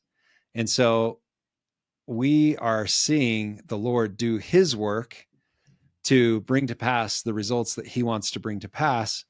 And yes, we are trying to do what we can, but he's calling people. Okay, you got it? Yep, whenever you're ready.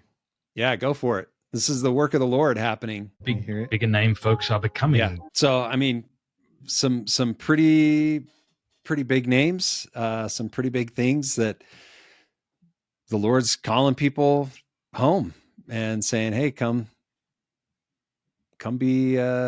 follow me," basically. I wanted to share a scripture in 1 Nephi 21. I'll pull this up and share it on my screen. Yeah. Any thoughts about that TikTok video? Just that as the forces of evil gather together, God is also gathering people for his side too. Yeah.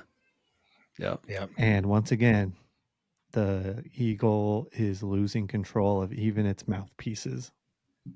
Yeah. I mean, the guy's like, wait, Joe Rogan? It's like, yeah, even Joe, he's figuring it out. Okay, so this is Isaiah chapter 49, repeated in the Book of Mormon or quoted in the Book of Mormon. And it's this conversation between the servant of the Lord and the Lord. And the servant says, I have labored in vain. I've spent my strength for naught and in vain, and surely my judgment is with the Lord, and the work is my Lord. He says, actually, where is it? Right up above. Maybe it's right below. Basically, he says, I'm trying to gather Israel. I'm trying to gather Israel, but I've failed. And he's like, Lord, you'll just have to judge me because I have failed. And the Lord responds in verse 6 and says, it is a light thing that thou shouldest be my servant to raise up the tribes of Jacob and restore the preserved of Israel. And I will give thee for a light to the Gentiles, that thou mayest be my salvation unto the ends of the earth. So he's going to give his covenant people to the Gentiles so they can spread the word. And then the Lord basically steps in and says, I will do this. Like, I will make this work happen. He says, in an acceptable time, this is verse 8, in an acceptable time have I heard thee, O isles of the sea, and in the day of salvation have I helped thee, and I will preserve thee, and I will give my servant for a covenant of the people to establish the earth and to cause to inherit the desolate heritages. So he's like, I have a work, it's going to happen. And verse 10, and they shall not hunger nor thirst, neither shall the heat nor sun smite them, for he that hath mercy on them shall lead them, even by the springs of water shall he guide them. And I will make all my mountains a way, and my highways will be exalted. And then, O house of Israel, these shall come from far, and lo, these from the north and from the west, and these from the land of Sinim. Sinim means China. So China was founded by Shen, which is also represented as sin. And the I am is plural, as we know from other Hebrew words, that the emperor of China combined, Emperor Shen combined all of these disparate, countries, these disparate villages into one China. And that was about at the same time of Isaiah. And so Isaiah is quoting the Lord as saying, hey, I'm going to bring these people in. Sing, O heavens and earth, and be joyful, O earth, for the feet of those who are in the east shall be established, and break forth into singing, O mountains, for they shall be smitten no more. And he just is like, I won't forget you. I'm going to gather you together. Verse 18, lift up thine eyes round about. All these gather themselves together, and they shall come to thee. And as I live, saith the Lord, thou shalt surely clothe thee with them all as with an ornament, and bind them on even as a bride. So all these people will join as followers of Christ. They'll fill the desolate places. They'll be administered to by kings and queens, and the gathering will happen. And in the meanwhile, those that try to prevent it, in verse 26, it says, and I will feed them that oppress thee with their own flesh, and they shall be drunken with their own blood as with sweet wine, adrenochrome. And all flesh shall know that I, the Lord, am thy Savior and thy Redeemer, the mighty one of Jacob. So, I mean, when President Nelson says that the greatest miracles that the Lord will do are coming, they're coming. Like, it's going to be amazing. My wife talked to me and was like, can you share more about the positive? And it's like, okay, there's the positive. Like, we are going to be blessed. We are going to be led. The Lord is going to gather his people. And then one of the last things that I wanted to share on my list is what can we look forward to? So the gathering sounds amazing. Sounds awesome. Man, I had this like great quote from Brigham Young pulled up. Oh, let's see it. That I was it? like, I can't wait to read this. It's not hopeful at all. So, oh, all right. Well, before we get into the hope, to share the Brigham Young quote, let's see it. Well, you're talking about, God doing his work, and it reminded me of the quote where Brigham says that. Oh, God yeah. will He'll preach his own sermons. Yeah. But the whole paragraph is pretty wild. So I'll just read it real quick. Yeah. Can you share it on the screen? Because this is actually, I sent this to a friend a couple weeks ago. They're like, hey, what about this? Or where are we on that? And I'm like, well, check out what Brigham Young said. I'm going to read the whole paragraph here, not just the highlighted part, but okay. It says, all we have yet heard and we have experienced is scarcely a preface to the sermon that is going to be preached. When the testimony of the elders ceases to be given and the Lord says to them, come home, I will now preach my own sermons to the nations of the earth. All you now know can scarcely be called a preface to the sermon that will be preached with fire and sword, tempest, earthquakes, hail, rain, thunders, and lightnings, and fearful destruction.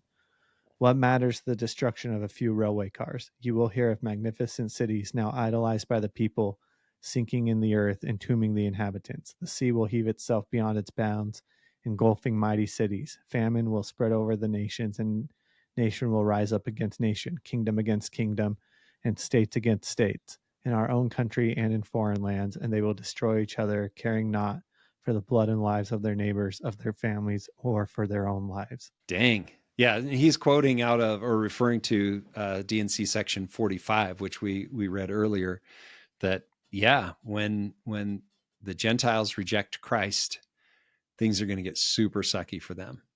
But the other thing that it says in D&C 45 is that his disciples will stand in holy places and will be protected. Bad things are going to happen. So, yeah, thanks for sharing that. Let's go to 4th Nephi chapter 1. So the idea here, or where we're at here, is that the nation fell because of corruption. The people were wicked. The Lord sent calamities and destroyed millions of people. And then this is after the death of Jesus Christ and his resurrection, he came and visited the people in the land and taught them his gospel directly from him.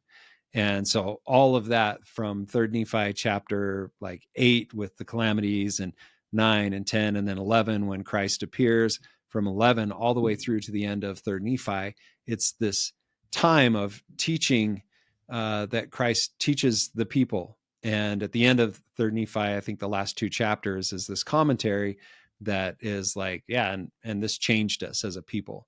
And so 4th Nephi chapter 1, the first part of the chapter, is amazing, and it really describes what I think we will be faced with as followers of Christ. as he comes to rule and reign on earth. So, and it came to pass that in the 30 and 4th year, that the 30 and 4th year passed away. This is 4th Nephi 1:1.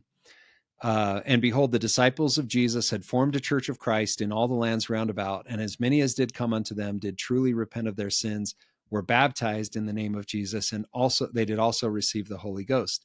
And it came to pass in the 30 and 6th year that the people were all converted to the Lord upon all the face of the land, both Nephites and Lamanites, and there were no contentions and no disputations among them, and every man did deal justly one with another. And they had all things common among them. Therefore there were not rich and poor, bond and free, but they were all made free and partakers of the holy gift, of the heavenly gift. And it came to pass in the 30 and 7th year passed away also, and there still continued to be peace in the land. And there were great and marvelous works wrought by the disciples of Jesus, insomuch that they did heal the sick and raise the dead, cause the lame to walk and the blind to receive their sight and the deaf to hear. And all manner of miracles did they work among the children of men. And in nothing did they work miracles, save it were in the name of Jesus. And all these years passed away. In verse 6, in verse 7, they prosper in the land. They build cities where the cities had been burned before. Zarahemla, the city they built again. There were cities that were sunk that they couldn't renew. But verse 10, and now it came to pass that the people of Nephi did wax strong and did multiply exceedingly fast and became an exceedingly fair and delightsome people. And they were married and given in marriage and were blessed according to the multitude of the promises which the Lord had made unto them. And they no longer did the law of Moses, but they did this higher law. They continued in fasting and prayer and meeting together off, both to pray and to hear the word of the Lord. And there was no contention among all the people in all the land, but there were mighty miracles wrought among the disciples of Jesus. So that, I think, is what we're aspiring to survive to. We're looking forward to that time when Christ reigns personally on the earth, and greed goes away, and abundance comes forth, contention goes away, wickedness goes away, lasciviousness and lust go away. It's like we will be able to have posterity that grows in light and truth and joy and productivity, and all of that just comes together, and all of it to edifying the rest of humanity, to getting others to follow Christ and have joy in that. And so, I mean, we talked earlier about the streets being paved with gold. Brigham Young said, "What's gold for?" Well, gold is pavement, because the scriptures state that the streets will be paved with gold. That's the least of the goodness of what is to come. Like gold streets, whoop-de-doo. I want a place where my kids can grow and be happy and learn without contention, and provide for themselves without usury or, strange taxes or supporting causes that they don't, want to support. So that's what we have to look forward to. And it's going to be amazing. I'm stoked for that. So survive the solar storms and the persecution so you can get there. Looking forward to it. Awesome. All right. I think that's everything on my list. You guys got anything else to add, or should we end on that note? I don't know. That seems like a good note to end on. Cool. Yeah. May God smite the data centers. That's right. Awesome. So I'll let you guys break away so you can get your preps going. Give me a call if you're heading down here this weekend. Okay. And hopefully we see you soon. Sounds good. See ya. Awesome. Thanks, guys. See ya. Thanks, everyone.